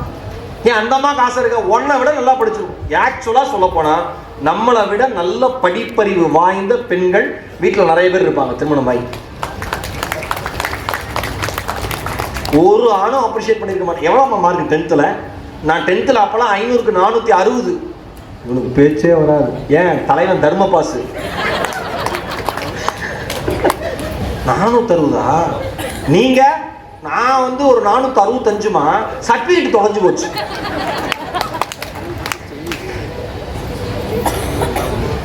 இந்த இந்த இந்த அம்மாவுக்கு அவன் சர்டிஃபிகேட் தொலைஞ்ச லட்சணம் தெரியும். ஏன்னா இந்த அம்மா பேர் பூங்கொடி. பூங்கொடியும் அவன் பூங்கெடின்னு எழுதினான். அப்பயே இருந்தாலும் எவ்வளோ 465 475 தெரியும். ஒரு இது நான் என்ன சொல்றேன், உங்கள் வீட்டில் இருப்பவர்களுடைய திறமையை, தகுதியை, உழைப்பை நீங்கள் மதிக்க தெரிந்தால் மட்டும்தான் யாரையும் மதிக்கக்கூடிய மனிதர்களாக மாறுவீர்கள். அதே மாதிரிதான் பெண்களும் ஆண்களும் மதிக்கணும். ஒரு அக்கா என்ன அப்படியே விட்டுருவாருன்னு பார்த்தேன். நீங்க ஆண் எதிர்பார்க்கிற அதிகபட்ச அன்பு என்ன தெரியுமா? அந்த ஆள் சூப்பரே இல்லைனாலும் நீங்க சூப்பர்னு சொல்லணும். இவ்வளவுதான் அந்த ஆம்பளை எதிர்பார்க்கறது. என்னங்க எவ்வளோ கஷ்டப்படுறீங்க குடும்பத்துக்காகன்னு சொல்லுங்க, உற்சாகமாயிருவான் தலைவன். அவ்வளோதான், வானவில்லை பிடிச்சு பேக்கெட்டில் வச்சுப்பான். எவ்வளோ கஷ்டப்படுறீங்க நீங்க, கொஞ்சம் ரிலாக்ஸ் பண்ணுங்க. அவன் ரிலாக்ஸ் தான் இது வரைக்கும் பண்ணிட்டே இருந்திருக்கான். இருந்தாலும் அந்த ஆள் உற்சாகப்படுத்து. ஆனால் நம்ம பொம்பளைங்க பாராட்டவே பாராட்ட. எப்படிக்கா அவன் புருஷன் எப்படி எப்படி விளங்கும் ஆரம்பிச்சிலேயே முடிச்சு விட்டுறது. நீங்க 2 பேரும் ஒருத்தர் மதிக்கல. உங்களுக்கு பிறந்த குழந்தைகள் உங்களை மதிக்கணும்னு நினைக்கிறீங்க, அடுத்தவங்களை மதிக்கணும்னு நினைக்கிறீங்க. இது எவ்வளவு பெரிய பிழை. உண்மையா இல்லையா நான் சொல்றது? இது எவ்வளவு பெரிய பிழை. நாம மதிக்க கத்துக்கணும், அவங்க மதிக்க கத்துப்பாங்க. நீங்க மதிச்சு நடந்துக்கணும், அவங்க மதிச்சு நடந்துப்பாங்க. நான் தான் சொன்னேன், நினைத்தது ஒருபோதும் முளைக்காது, நீங்கள் விதைத்தது மட்டும்தான் முளைக்கும்ங்கிறது 100க்கு 100 உண்மை. நீங்க வாழ்ந்து காட்டுங்க, அவங்க வாழ தெரிஞ்சிடும், அவங்க வாழ்ந்து பார்த்துப்பாங்க. அதை பார்த்து பார்த்து காப்பி பேஸ்ட் பண்ணி வாழ்ந்துருவான். என்னுடைய ஓட்டுநர் பன்னீர்செல்வம் வந்திருக்காரு, என்னுடைய வாகன ஓட்டுநர். ஒவ்வொரு வருஷமா இருக்காரு. எங்கேயாவது ஹைவேஸ்ல சாப்பிட போறப்ப, ஊர் விட்டு ஊர் போறப்ப நிறுத்திட்டு வாங்க பண்ணிருந்தா அவர் வந்துடுவார் சாப்பிட. எழுத்த மாதிரி உட்காருன்னா எழுத்த மாதிரி உட்கார மாட்டார். சேர்ந்து உட்காந்து சாப்பிடலாம்னு உட்கார மாட்டார். இல்லை சார் நான் அங்கே போய் உட்காந்துக்கிறேன் சார். நான் கேட்டேன், காரில் இப்படி தானே போகிறோம், காரில் இப்படி நீங்கள் அந்த சைடு போய் உட்காடுறீங்க, எனக்கு அது பிடிக்காது. வாங்க இழுப்பேன் நான். ஏன் அப்படி என்ன? அந்த மனுஷன் ஓட்டினா தான் நான் விழுப்புரத்துக்கே வந்து சேர முடியும். கரெக்டா? ஓவரா பேசுறான்னு விட்டானா இயல்பா இல்லையா சார்? நான் என்ன சொல்றேன், நீங்க மதிக்கிற சிறிய விஷயம் ஒரு மிகப்பெரிய மகிழ்ச்சியான விளைவை உங்கள் வாழ்க்கையில் கொண்டு வந்து சேர்க்கும். ஒரு இந்த 7ஆம் தேதி பெண்கள் தின விழா நம்ம தருமபுரியில் Vijay Vidyalaya arts and science காலேஜில் நான் ஒரு ஹோட்டலில் தங்கியிருக்கேன். சிவம் ரெசிடென்சின்னு ஒரு ஹோட்டலில் தங்கியிருக்கேன். வெளியில் வந்து காலையில் டீ குடித்தேன். ஒரு டீ கடை, அந்த ஹோட்டலுக்கு முன்னாடியே இருக்க ஒரு டீ கடை. 12 ரூபா டீ. 10 ரூபா கொடுத்துட்டேன். 2 ரூபா சேஞ்ச் இல்லை. நான் அந்த ஓனர்கிட்ட அந்த அண்ணன்ட்ட சொன்னேன், ஆனால் 2 ரூபா கொண்டு பரவாயில்ல சார் கொண்டு வந்து தாங்க. என்ன நம்பிக்கை, எப்படி அவன் டிவியில் வரான், ஏமாற்ற மாட்டான். நமக்கே அந்த ஆசை இருந்தாலும் அவரே இல்லை சார் நீங்களே ஏமாற்ற மாட்டீங்க நம்மகிட்டே சொல்லிடுவாங்க. நான் உள்ளே வந்தேன். அந்த ஹவுஸ் கீப்பிங் அக்கா, ஒரு அம்மா, வயசான அம்மா, ஹோட்டல் உள்ளுக்குள்ளே காலை நேரம் எல்லாத்தையும் பெருக்கி தொடச்சிட்டு இருந்தாங்க. அந்த அம்மாட்ட கேட்டேன், அம்மா 2 ரூபா இருக்காம்மா சில்லற அப்படின்னு. இருக்கு தம்பி அப்படின்னு. அந்த அம்மா ஒரு பழைய பர்ஸு, அழுக்கு படிந்த அந்த ஜிப்பு, அதை அப்படி ஓப்பன் பண்ணி உள்ளே இருந்து 2 ரூபா எடுத்து கொடுத்துச்சு. நான் உடனே என் பர்சல்னு எடுத்து என்ன பண்ணேன், 20 ரூபா கொடுத்தேன். 2 ரூபா கொடுத்தா 20 ரூபா அப்படின்னு அந்த அம்மாவுக்கு ஒரே சந்தோஷம். அந்த பாட்டிமாவுக்கு 20 ரூபா கொடுத்தேன், வாங்கி வச்சுக்கிட்டாங்க. நான் இறங்கி போய் 2 ரூபாயை கொடுத்துட்டு மறுபடியும் மேலே ஏறி வரேன். அந்த அம்மா குசுமை பாருங்க, எங்கிட்ட இன்னொரு 2 ரூபா இருக்கு. நான் சொன்னேன், எங்கிட்ட இன்னொரு 20 ரூபா இல்லை. அந்த அம்மா, நீங்க கொடுக்கணும்னு உங்களுக்கு தோணலையா, நான் எடுத்துட்டே இருக்கணும்னு உங்களுக்கு ஐடியாவா அப்படின்னா அந்த அம்மாவுக்கு அப்படி சிரிப்பு. நான் என்ன சொல்றேன் சார், ஒரு நாள் காலை பொழுது இன்னைக்கு ஆரம்பிக்குது. ஒரு எளிய மனிதருடைய வாழ்க்கையில் புன்முறுவல் பூப்பதற்கான விஷயத்தை என் நகைச்சுவை செய்தது என்பதால் நான் அன்றைய நாள் சிறந்த நாளாக என்னுடைய வாழ்க்கையில் என்ன டெய்லியில் கொடுத்துச்சு. அந்தமா பாருங்க, பேசுனா போதுங்க, சந்தோஷப்படுத்திடுவாங்க. நாம தான் இதே நம்மளுக்கு ஈக்குவலான ஆள்கிட்ட பேசுங்க, சிரிக்கவே மாட்டோம். என்ன போயிட்டு இருக்கு உங்களுக்கு? இப்ப என்ன போயிட்டு இருக்கு? கடன் நிறைய போயிட்டு இருக்கு, தருவானா?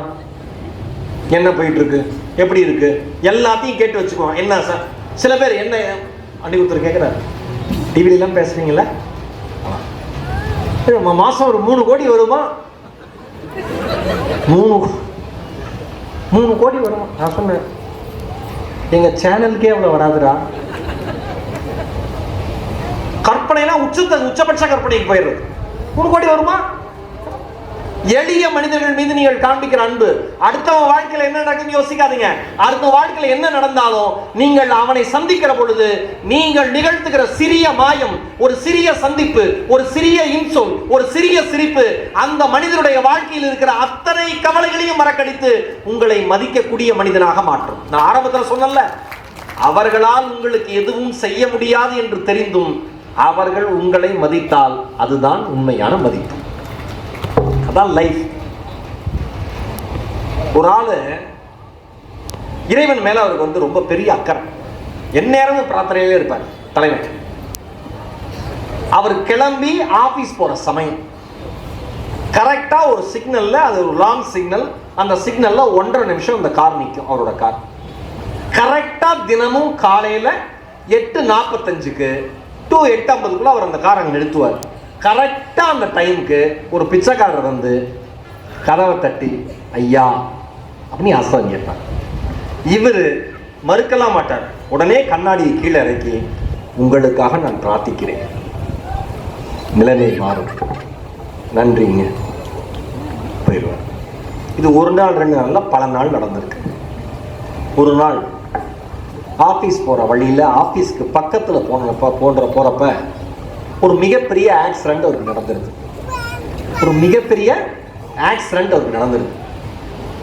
ரத்த வெள்ளத்தில் மூழ்கி கிடக்கிறார் அந்த மனிதன். யாரு? எப்பயுமே பிரார்த்தனை பண்ணிட்டு இருக்க அந்த மனிதன். ஒருவர் கூட இறங்கி அவரை காப்பாற்றுவதற்கு தயாராக இல்லை.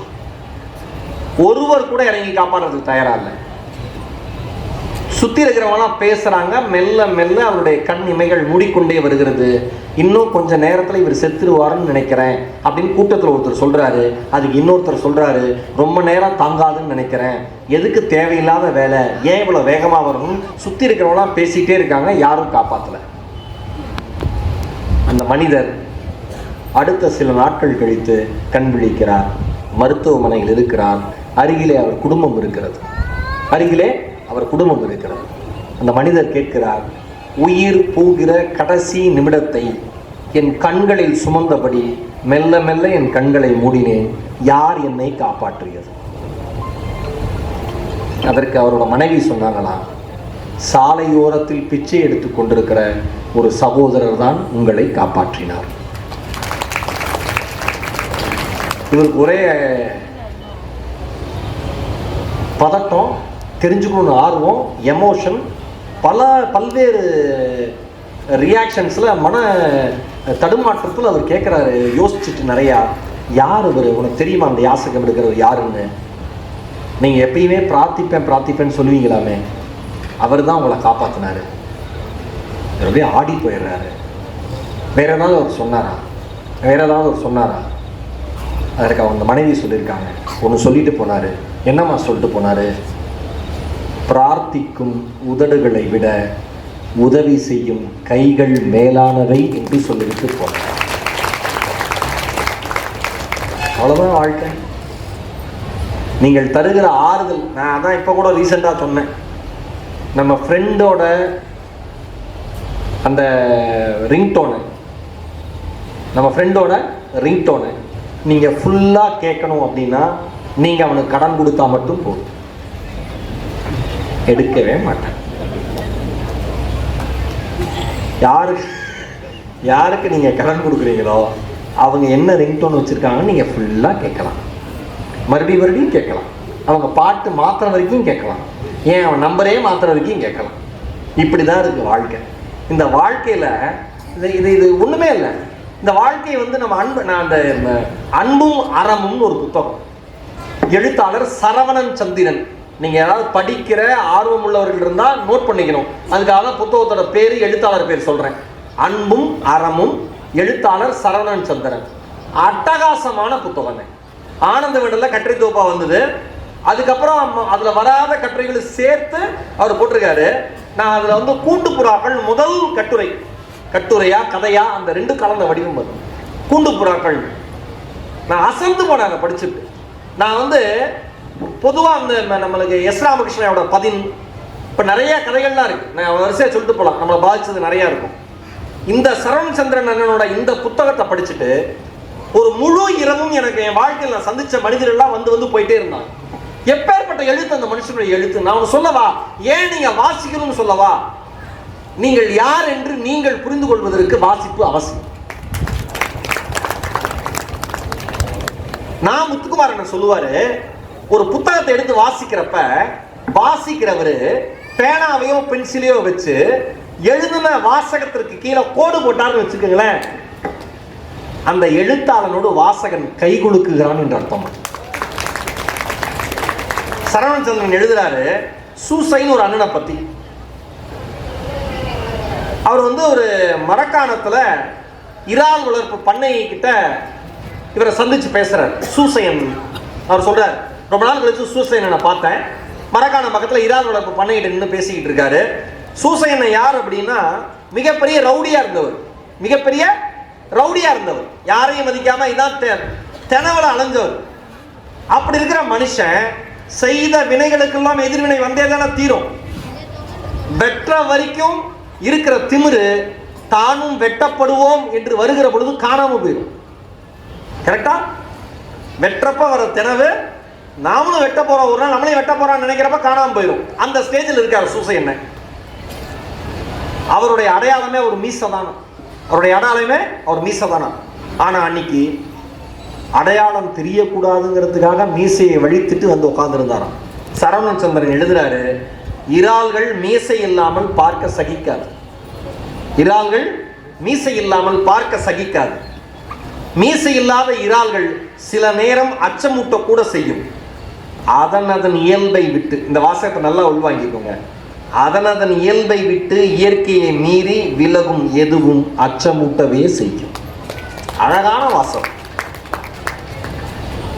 அப்படியே உட்கார்ந்துருக்காரு. அப்ப அவர் சொல்றாரு, சூசையன் யாரு, அந்த குடும்பத்துல கடைக்குட்டி, மிகச்சிறந்த ஃபுட்பால் பிளேயர். அவங்க அப்பாக்கு என்ன தெரியுமா ஆசை, பூசை செய்யற வேலைக்கு எப்படியாவது கடைக்குட்டி அனுப்பிடணும், ஃபாதர் ஆக்கிடணும்னு ஆசை. சூசையன் ஃபாதர் ஆக்கிடணும், அதுக்கு படிக்கணும்னு ஆசை அவங்க அப்பாவுக்கு. அவருக்கும் இந்த ஆசை தான் இருந்துச்சு. ஆனா அவங்க மாவட்டத்தில் நடந்த மத கலவரங்கள்ல இவர் உள்ள போய் தன்னுடைய சாதி பெருமையை காப்பாற்றுறதுக்காக அருவாள் எடுத்தவர் இப்ப வரைக்கும் கீழே வைக்க முடியல. இதுதான் சூசையனுடைய பிளாஷ்பேக். நீங்க எல்லாம் ஞாபகம் வச்சுங்க. அப்ப அவர் சொல்றாரு, ஒரு இடத்துல சொல்றாரு சூசையன் சரவணன் சந்திரன், நாடி நரம்பு தளர்ந்துருச்சுன்னா மீசையை மலிச்சுதாண்டா ஆகணும். நாடி நரம்பு தளர்ந்துருச்சுன்னா மீசையை மலிச்சுதான் ஆகணும். ஆண்கள் தெம்பா இருக்கிறப்ப குடும்பத்தை போட்டு பாடா படுத்துவாங்க, ரூல் பண்ணுவாங்க. இந்த 70 வயசை தாண்டி எந்திரிச்சு நிக்கிறதுக்கே பொண்டாட்டியோட ஹெல்ப் வேணுங்கிறப்ப பொட்டிப்பம்பா இருப்பான் வீட்டில். அவ்வளோ சத்தம் போட்ட ஆம்பளை இருக்கிற இடமே தெரியாது. அப்போ ஒரே அன்பை பொழிவாங்க பொண்டாட்டி மேலே.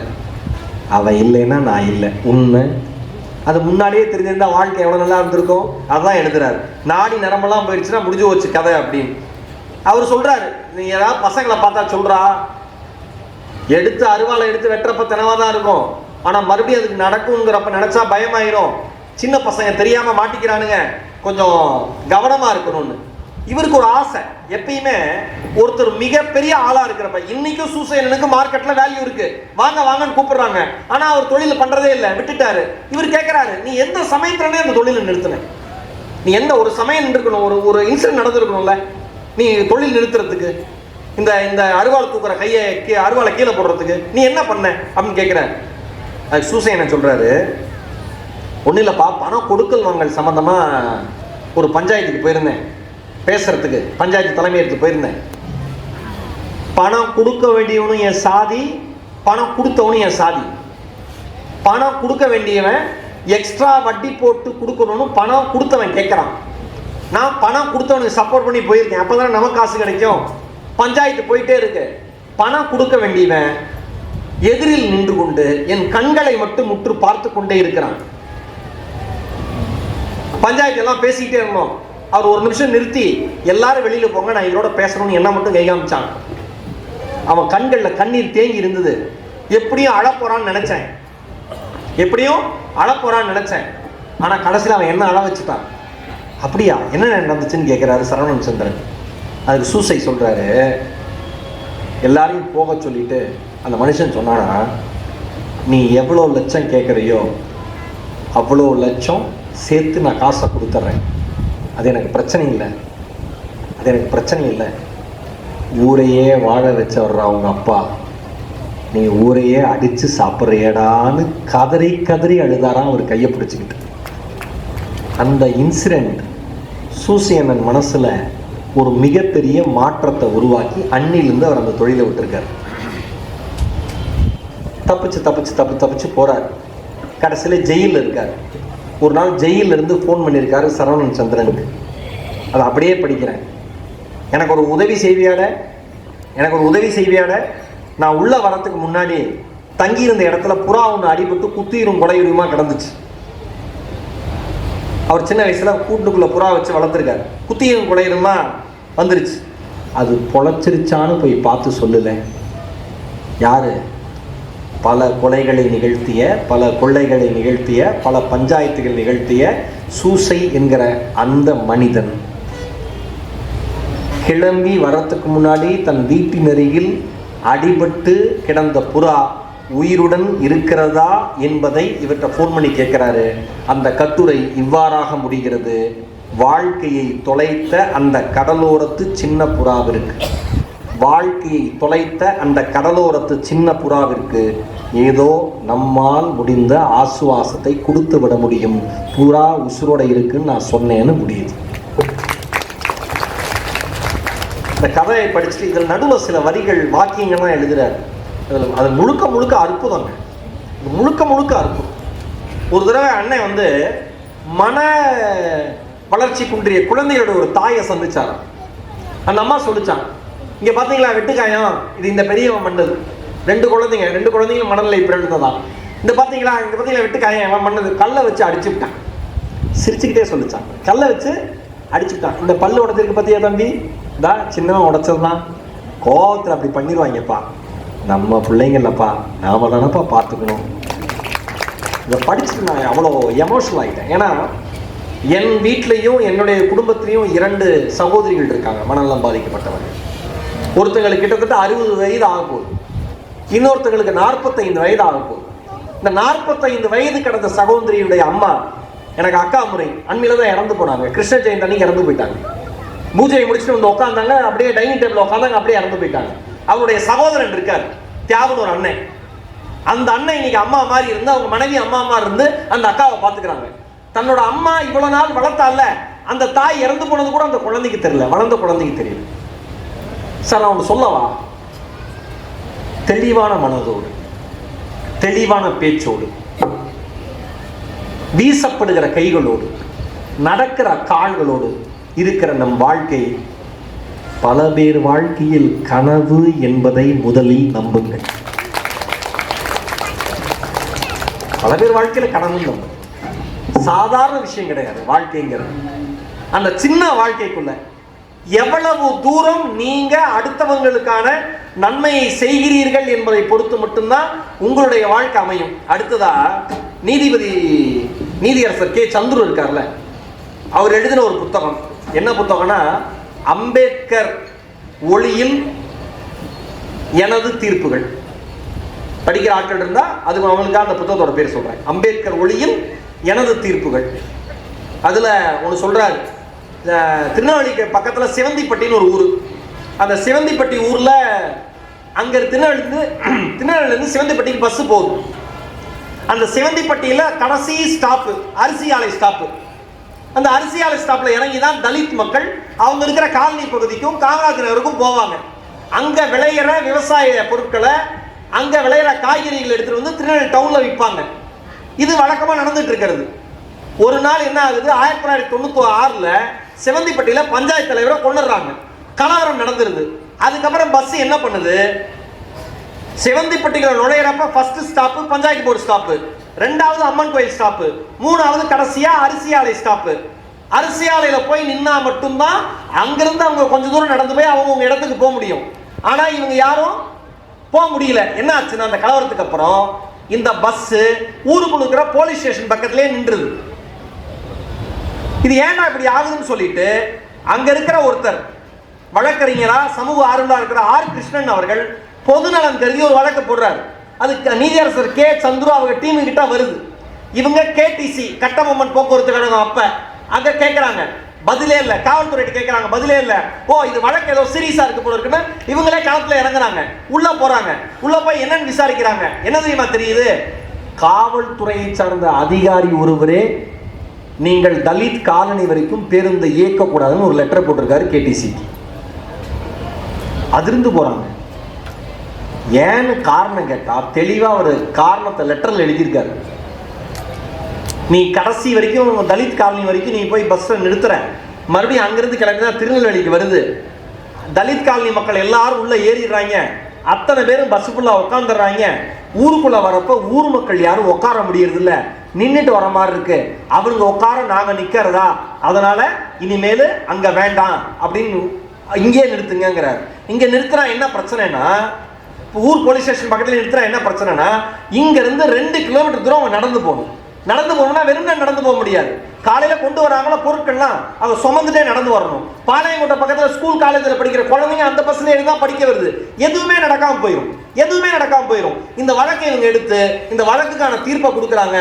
மறுபடியும் பேருந்து சிவந்திப்பட்டிக்குள்ள நுழைஞ்சதுன்னா அரிசி ஆலை ஸ்டாப்பிங்ல தான் போய் நிக்கணும். மறுபடியும் அங்கிருந்து தான் கிளம்பி வரணும்னு நீதிபதி கே சந்துரு அவர்கள் எழுதுறாரு. எளிய மக்களுக்கான நியாயமான தீர்ப்பில் தான் நீதி இன்னும் வாழ்ந்து கொண்டிருக்கிறது. கரெக்டு தானே? யோசிச்சு பாருங்க. இதெல்லாம் ரோசா பார்க்ஸ்னு ஒருத்தங்களுக்கு நடந்துச்சு யூஎஸ்ல, அலபாமால. அந்த அம்மாவை பஸ்ஸுக்குள்ள உட்கார விடல. பஸ்ல ஏறி அந்த அம்மா டிக்கெட் வாங்கி உட்காந்துருச்சு. ஒரு வெள்ளக்காரன் வரான், எழுப்பி விடுறான். ஏன் எந்திரிக்கணும்னு அந்த அம்மா கேட்குது. ஏன் எந்திரிக்கணுமா, நீ கருப்பின ஆப்பிரிக்க அமெரிக்க பெண், கருப்பின பெண், எந்திரி, நான் உட்காரணுங்கிறான். இந்த அம்மா சண்டை போடுது. போலீஸுக்கு கம்ப்ளைண்ட் போகுது. போலீஸ் வந்து யார் தெரியுமா அரெஸ்ட் பண்ணாங்க, இந்த அம்மா அரெஸ்ட் பண்ணி உள்ள போட்டாங்க. இந்த அம்மா சும்மா விடல, கொதிச்சு எழுந்துருச்சு, வாடா பாத்துக்கலான்னு. அந்த அலபாமா மாகாணத்தில் இருக்கிற அத்தனை கருப்பின பெண்களையும் ஆண்களையும் திரட்டினாங்க போரிடுறதுக்கு. என்ன தெரியுமா பண்ணாங்க அவங்க அத்தனை பேரும்? 1955 டிசம்பர் 1ஆம் தேதி நடக்குது இந்த இன்சிடென்ட். அத்தனை பேரும் பொது போக்குவரத்தை புறக்கணித்தார்கள். ஒரு நாள் 2 நாள், ஒரு வாரம் 2 வாரம், ஒரு மாசம் 2 மாசம் இல்ல, ஒரு வருடத்திற்கு மேலாக பொது போக்குவரத்தை புறக்கணித்து நடந்து போனாங்க. கார்ல எல்லாம் சேர்ந்து போனாங்க. அவங்கவுங்க வச்சிருக்கிற வண்டியை பயன்படுத்தி போனாங்க. உலக வரலாற்றில் largest social movement in history என்று வரையறுக்கப்படுகிற அந்த போராட்டம், அந்த மான் கேமரி நடைப்பயணம் வரலாற்றில் இடம் பிடிச்சது. ஒரு வருஷத்துக்கு அப்புறம் போக்குவரத்து கழகம் நஷ்டத்தை சந்திச்சதுனால இனிமேல் நிறவரி பேருந்துக்குள்ள இருக்காதுன்னாங்க. மார்ட்டின் லூதர் கிங் அந்த போராட்டத்தில் சேர்ந்துக்கிட்டாரு. அவரும் சிறைக்கு போனாரு. நான் ஒன்னே ஒன்று சொல்லவா, ஒருத்தனுக்கு ஒரு உரிமை மறுக்கப்படுது. நல்லா தெளிவா புரிஞ்சுக்கோங்க. ஒருத்தங்களுக்கு ஒரு உரிமை மறுக்கப்படுது. யாரோ ஒருத்தருக்கு ஏதோ ஒரு இடத்துல ஒரு உரிமை மறுக்கப்படுதுன்னு எல்லாரும் அமைதியா இருந்தா நாளை நம் உரிமையும் பறிக்கப்படும் என்பதில் தெளிவாக வேண்டும். அந்த ஒரு பெண் உட்கார விடாதனால அத்தனை பேரும் எந்திரிச்சு போராட்டம் பண்ணி மிகப்பெரிய நடைப்பயணம் நடத்தி 381 நாட்கள் ஒரு அரசாங்கத்தினுடைய கண்கள்ல விரல காட்டி உட்கார்றதுக்கு எல்லாரும் தகுதியானவங்கடா, பயணச்சீட்டு வாங்கினா யார் வேணா உட்காரலாண்டான்னு சொன்ன அந்த நிகழ்வு வரலாற்று சிறப்பு வாய்ந்த நிகழ்வு. என் அருமை சகோதரர்களே, எப்பொழுது நீங்கள் அடுத்தவர்கள் உரிமையை மதிக்கிறீர்களோ உங்கள் உரிமையை எடுத்துக்கொள்ளவும் அப்பொழுதுதான் தகுதி இருக்கிறது என்று அர்த்தம். நம்ம ஊர்ல சூப்பர் காணிங்க, அப்ப அற்புதமா ரசிக்கிறீங்களேக்கா, எங்க காணிங்க, ஃபர்ஸ்ட்ல இருந்து பாக்குறேன் நான். நன்றி, சூப்பர், அப்படி ரசிச்சு கைத்தட்டி கொண்டாடுறாங்க. எனக்கு முதல்ல இருந்தே ஏதோ கனமான விஷயம் வரப்போ கூட முதல் கைத்தட்டு அந்த சகோதரிட்டு இருந்து தான் வருது. வாழ்த்துக்கள், தேங்க்யூ ஸோ மச், மிக்க நன்றி, சூப்பர். இப்படிதான் இருக்கணும். நல்லா நீங்க இப்ப பாருங்களேன், அவருக்கு ஏற்கனவே சொன்னார் சார் 9 to 9:30 வரைக்கும் பேசிடுவீங்களா? நம்ம அண்ணன் பிரகாஷ் அண்ணன், ஏன் சார்ண்ணே நேற்று லியோனி சார் பட்டிமன்றம் 9:45 வரைக்கும் போச்சுங்க. நான் சொன்னேன் அது பட்டிமன்றம், நான் ஒத்த ஆளு. ஆனாலும் எனக்கு விழுப்புரம் என் இதயத்தோடு நெருங்கிய ஊர். அதனால இது என்ன பெஸ்ட்டாக தர முடியுமோ அதை நான் தரேன். அவ்வளோ உடல் சோர்வில் தான் வந்தேன், மேலே ஏறினேன். ஆனால் உங்களை பார்த்தோன்னே, உங்கள் ரசிப்பு திறமையை பார்த்தோன்னே அவ்வளோ மகிழ்ச்சி. வர வழியெல்லாம் காரில் ஒர்க் பண்ணிகிட்டே வரேன். ஏன்னா எல்லா புத்தக திருவிழாவும் லைவ் ஸ்ட்ரீம் போயிருதுமா. பேசுறதே மறுபடியும் பேசுறதுக்கு ஏன் நம்மளை கூப்பிடணும்? கரெக்டா? ஒவ்வொரு மேடைக்கும் அந்த பேச்சை கேட்டு நீங்க எந்திரிச்சு போறப்ப ஒரு புதிய விஷயத்தை எடுத்துட்டு போனா மட்டும்தானே ஒரு பேச்சு கிடைச்ச வெற்றியா அந்த பேச்சாளருக்கு இருக்கும். இல்லைன்னா எப்படி அது நியாயமா இருக்கும்? அதனாலதான் அவ்வளவு உழைக்க வேண்டியிருக்கு, அவ்வளவு படிக்க வேண்டியிருக்கு, மக்களை சந்தோஷப்படுத்த வேண்டியிருக்கு. இவங்க இதை கேட்பாங்களா கேட்க மாட்டாங்களாங்கிறத பத்திலாம் யோசிக்க கூடாது. நல்லதை கொடுத்தால் மக்கள் எடுத்துக்கொள்வார்கள் என்கிற எண்ணம் விழுப்புரம் எனக்கு தந்த எண்ணம். ஃபர்ஸ்ட் புத்தக திருவிழாவில் அவ்வளோ கனமான விஷயங்களை கூட அவ்வளோ அழகா ரசிக்கிறீங்களே கைத்தட்டி. யாரையும் மதித்து வாழ் என்கிற இந்த தலைப்பிலே நாம் அடிப்படையில் புரிந்து கொள்ள வேண்டியது, அடுத்தவன் உரிமையை மதிக்க கற்றுக்கொள்ள வேண்டும். அடுத்தவர்கள் உழைப்பை மதிக்க கற்றுக்கொள்ள வேண்டும். அடுத்தவர் உழைப்புங்கிறது என்ன? வீட்டில் மனைவி கூட அடுத்தவங்க தான். அவங்க விருப்பம் வேற, அவங்க வாழ்க்கை வேற, அவங்க பிறந்த குடும்பம் வேற, அவங்க சூழல் வேற. திருமணம் என்கிற ஒரே ஒரு பந்தத்துக்கு கட்டுப்பட்டு நம்மளோட இருக்காங்க. அவங்க விருப்பங்கள் அனைத்தையும் சாக்ரிஃபைஸ் பண்ணிட்டு, நிறைய வீட்டில் பெண்கள் நல்லா பாடுவாங்க, அந்த அம்மா நல்லா பாடுமே இந்த மனுஷனுக்கு தெரியாமையே செத்து போவான். அதுக்கப்புறம் அந்த அம்மா சந்தோஷமா பாடும்.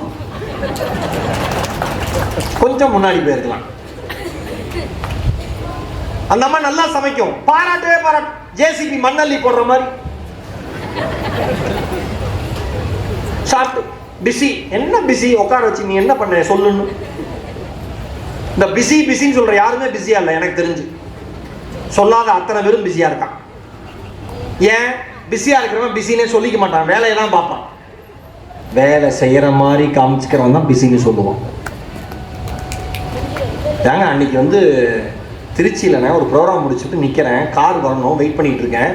அர்ஜென்ட், நமக்கு தான் எந்த நேரத்தில் எது வரணும்னு தெரியாது, அர்ஜென்ட்டாக வந்துருச்சு. டப்புன்னு பார்த்தா பொது கழிப்பிடம் பக்கத்தில், சரின்னு உள்ளே போகலான்னு போகிறேன். அங்கே ஒருத்தர் ஃபோனு, மீட்டிங்கில் இருக்கேன் அப்புறம் கூப்பிட்றேன்.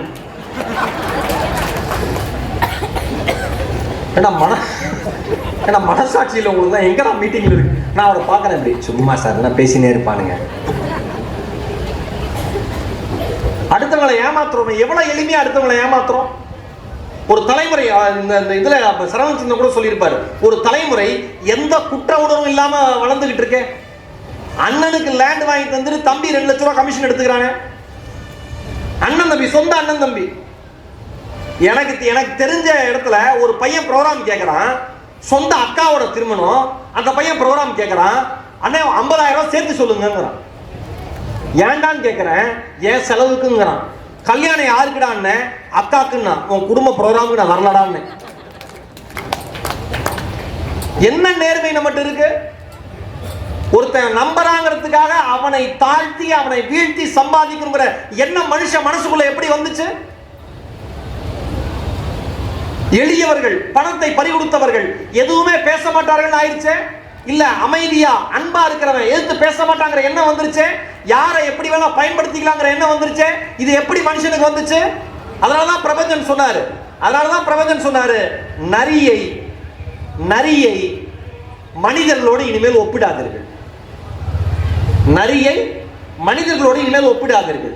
ஏன்னு கேட்டா ஒருத்தன், பிரபஞ்சன் சொன்னாரு, எந்த நரி காப்பி சாப்பிட்டு கொண்டு இன்னொரு நரியை வீழ்த்த முயற்சிக்கும், மனிதன் அதை செய்வான்.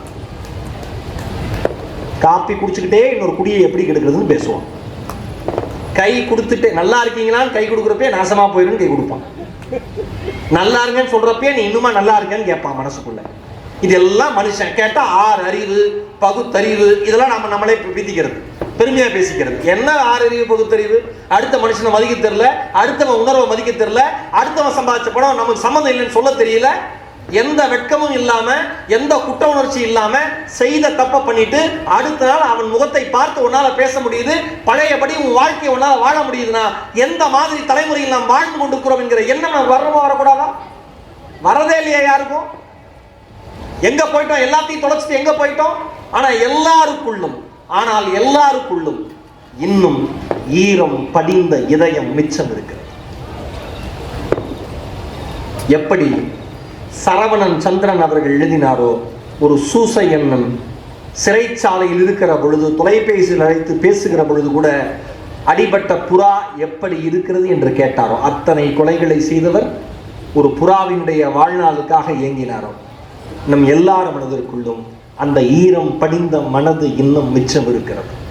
என் அருமை சொந்தங்களே, அந்த ஈரம் படிந்த மனதை காலம் கடந்து நாம் உணராமல், காலத்தை கடத்தாமல் இனிமேல் உணர வேண்டும் என்பது இந்த சகோதரனுடைய தாழ்மையான வேண்டுகோள்.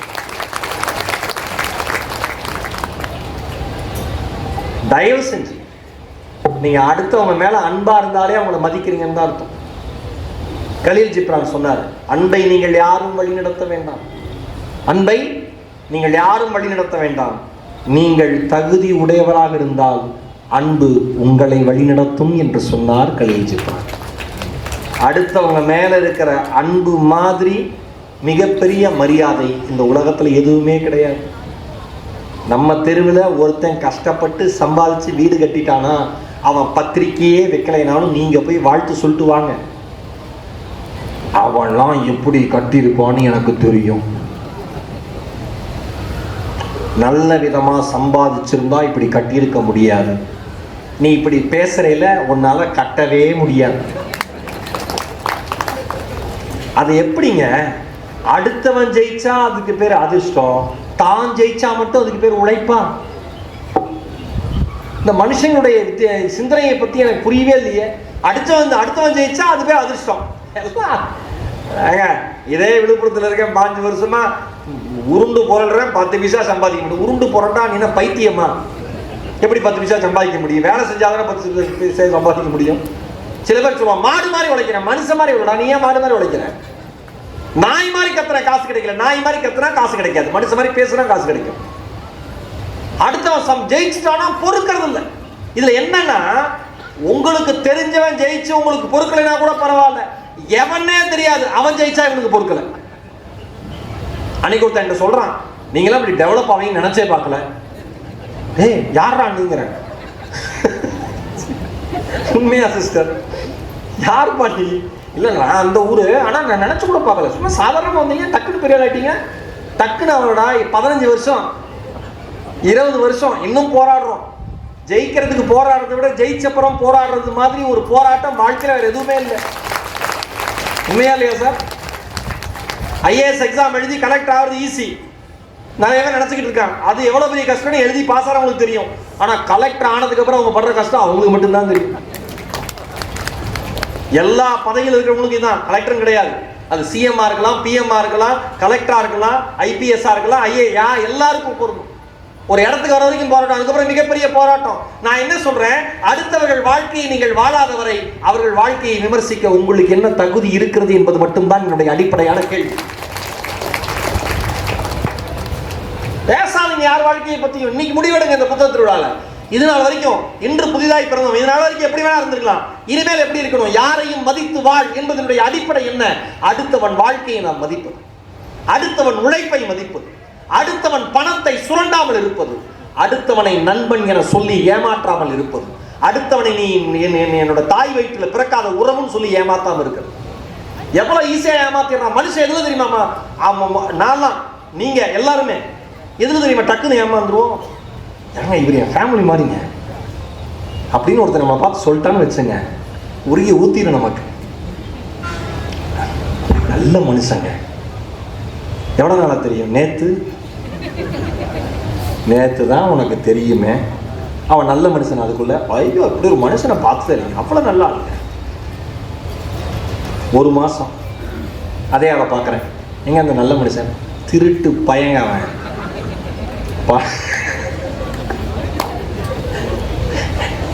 திருட்டு பயங்க அவன்.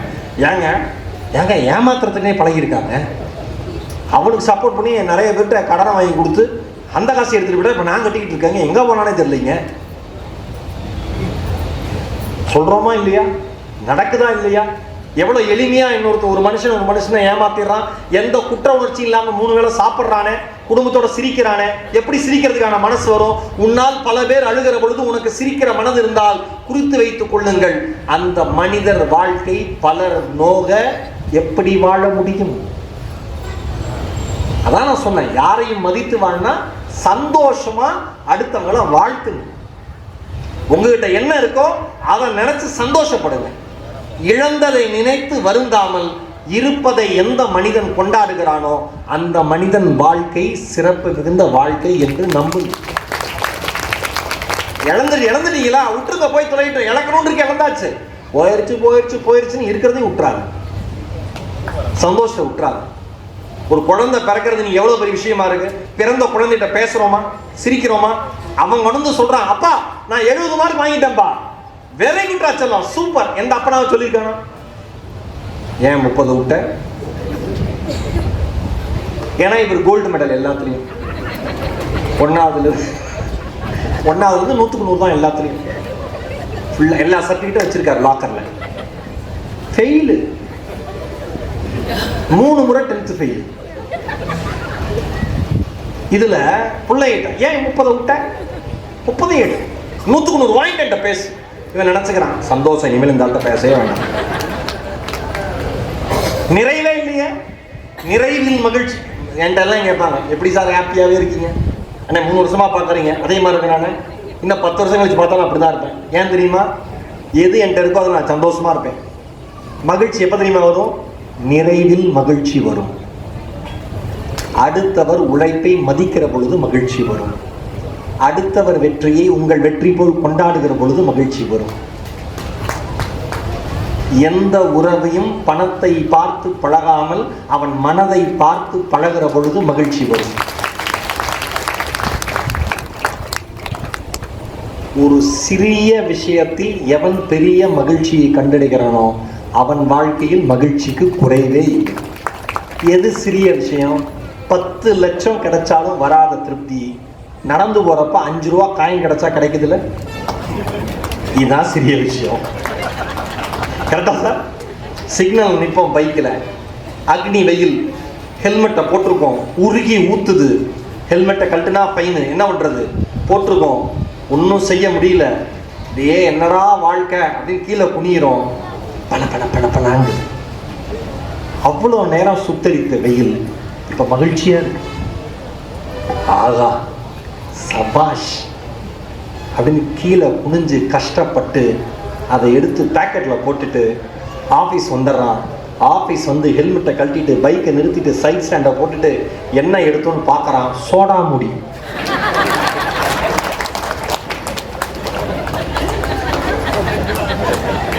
அது சோடா முடின்னு தெரிஞ்சோடனே நம்மளை நினைச்சு நாமளே சிரிச்சு போல. அதுதாங்க வாழ்க்கையில மகிழ்ச்சி. நான் அதுதான் சொன்னேன், சின்ன விஷயத்துல மகிழ்ச்சி. எனக்கு பாருங்க, அம்மா அப்பா ஆசீர்வாதத்துல, தமிழ் போட்ட பிச்சையில, பேராசிரியர்கள் கொடுத்த அறிவு பிச்சையில, இன்னைக்கு பணத்தை கொடுத்து புத்தகம் வாங்குற அளவுக்கு வசதி எனக்கு இருக்கு. ஆனாலும் நூலகர் வந்து ஒரு புக்கு சும்மா கொடுத்தாருன்னா ஒரு சந்தோஷம். என்னண்ணே உண்மையிலே இப்போ ஒரு ஆயில் கம்பெனிக்கு பேச போறேன், 1000 கணக்கில் பணம் வாங்குவோம். அவர் 2 லிட்டர் ஆயில் கொடுத்தாருன்னு வச்சுங்களேன், அதை கொண்டு எங்க அம்மாட்ட கொடுத்துன்னு வச்சுங்களேன், எங்க அம்மா சொல்லுவோம் அந்த ஓனர் தான்டா நல்லவர். ஏமா ஆயில் கொடுத்துருக்காருல நல்ல மனுஷன், அவரோட கான்ட்ராக்ட்லயே 2 லிட்டர் ஆயில்கா. சார் மனுஷனுடைய வாழ்க்கைய சின்ன சின்ன அல்பத்தனத்துல தான் இருக்கு. அவ்வளவு பெரிய ஆளா இருப்பீங்க, உங்களுக்கு பிடிச்ச உணவை சாப்பிட்டு முடிச்சோன்னே கையில ஊட்டி இருக்கிற மிச்ச உணவை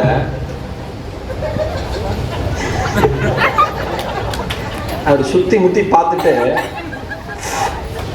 அப்படின்னு விரலை உறிஞ்சா மட்டும்தான் உங்களுக்கு சந்தோஷம் தான். எவனை பத்தியும் கவலைப்படாதீங்க, விரலை போட்டு உரிங்க. ஐயோ இவனே இப்படி இன்டீசெண்டா சாப்பிட்றான் நினைச்சா நினைச்சிட்டு போட்டோம். அவன் ஐரோப்பாலையா பிறந்தான் இல்லையா? ஐரோப்பாவில் நான் எனக்கு விரல சுப்பி சாப்பிட்றது பிடிச்சிருக்கு, சாப்பிட்டு போ. பஞ்சு மிட்டாய் சாப்பிட்டு நம்ம நாக்கு எத்தனை தடவை நாமளே பார்க்க ட்ரை பண்ணியிருக்கோம் சின்ன வயசுல. தெரியாதுன்னு தெரியும், ஆனாலும் தெரிஞ்சுக்க ஆசைப்படுவோம். ஃப்ரெண்டுகிட்ட கேட்போம், நம்ம ஃப்ரெண்டு எப்படி இருப்பான், உன்னோடது நல்லாவே இல்லைம்மா, உன்னோடது அதிகமாக ரோஸே வரல, என்கிட்ட தான் அதிகமான ரோஸ், உனக்கு எப்படி தெரிஞ்சது, நான் பார்த்தேன். எப்படி நீ பார்த்த, நான் பார்த்தேன். சின்ன சின்ன விஷயம் தான் சார் மகிழ்ச்சியே. நான் இப்போ கூட எங்க பேசுனேன், யாராவது தூக்கிட்டு இருக்கப்ப கொட்டி விட்டுட்டு ஓடுங்க, சந்தோஷமா இருக்கும். சந்தோஷமா இருக்கும். ஒரு புருஷன் நாய் கடிச்சிருச்சுன்னு வீட்டுக்கு வராரு, அந்த அம்மா சிரிக்குது ஃபர்ஸ்ட். ஏன்டி சிரிக்கிறாங்க, நான் என்னோ தெரியலைங்க சிரிப்பா இருக்கு அப்படின்னு சிரிக்குது. ஏன் இவ்வளவு நாள் என்ன கட்சியில இன்னைக்காவது ஒன்று கடிக்கும்னு நினைச்சேன். அடுத்த நாள் இருந்து அந்த அம்மா அந்த நாய்க்கு அப்படி சோறு போட்டு பார்த்து. சின்ன சின்ன விஷயம் தான் சந்தோஷம். ஏங்க நீங்க பாருங்களேன், கிச்சன்ல ஒய்ஃப் வழுக்கி விழுந்துட்டாங்கன்னு வச்சுங்க, முதல்ல புருஷன் சிரிச்சுட்டு தான் தூக்கி விடுவார். குழந்தைங்க சிரிச்சுட்டு தான் கரெக்டாக எடுத்தாங்க. ஆமா அந்த பிள்ளை பாப்பா சிரிக்கிறான், ஏமா இப்படி போய் விழுந்திருக்கேன். அந்த அம்மா எப்படி இருக்கும், காப்பாத்திரின்னு இப்படி இருக்கும். ஏமா அப்படி விழு, எந்திரிமா. அந்த அம்மா சொல்லுங்க, இல்லை எந்திரிக்க தெரிஞ்சா நான் எந்திரிக்க மாட்டேன், தூக்கி விடுறீங்க. பைக்கில் எவனா ஒருத்தர் வேகமாக போய் விழுந்துட்டா பின்னாலேயே போகிறவன் சொல்கிறான், எனக்கு தெரியும் சார் அவன் விழுவான்னு.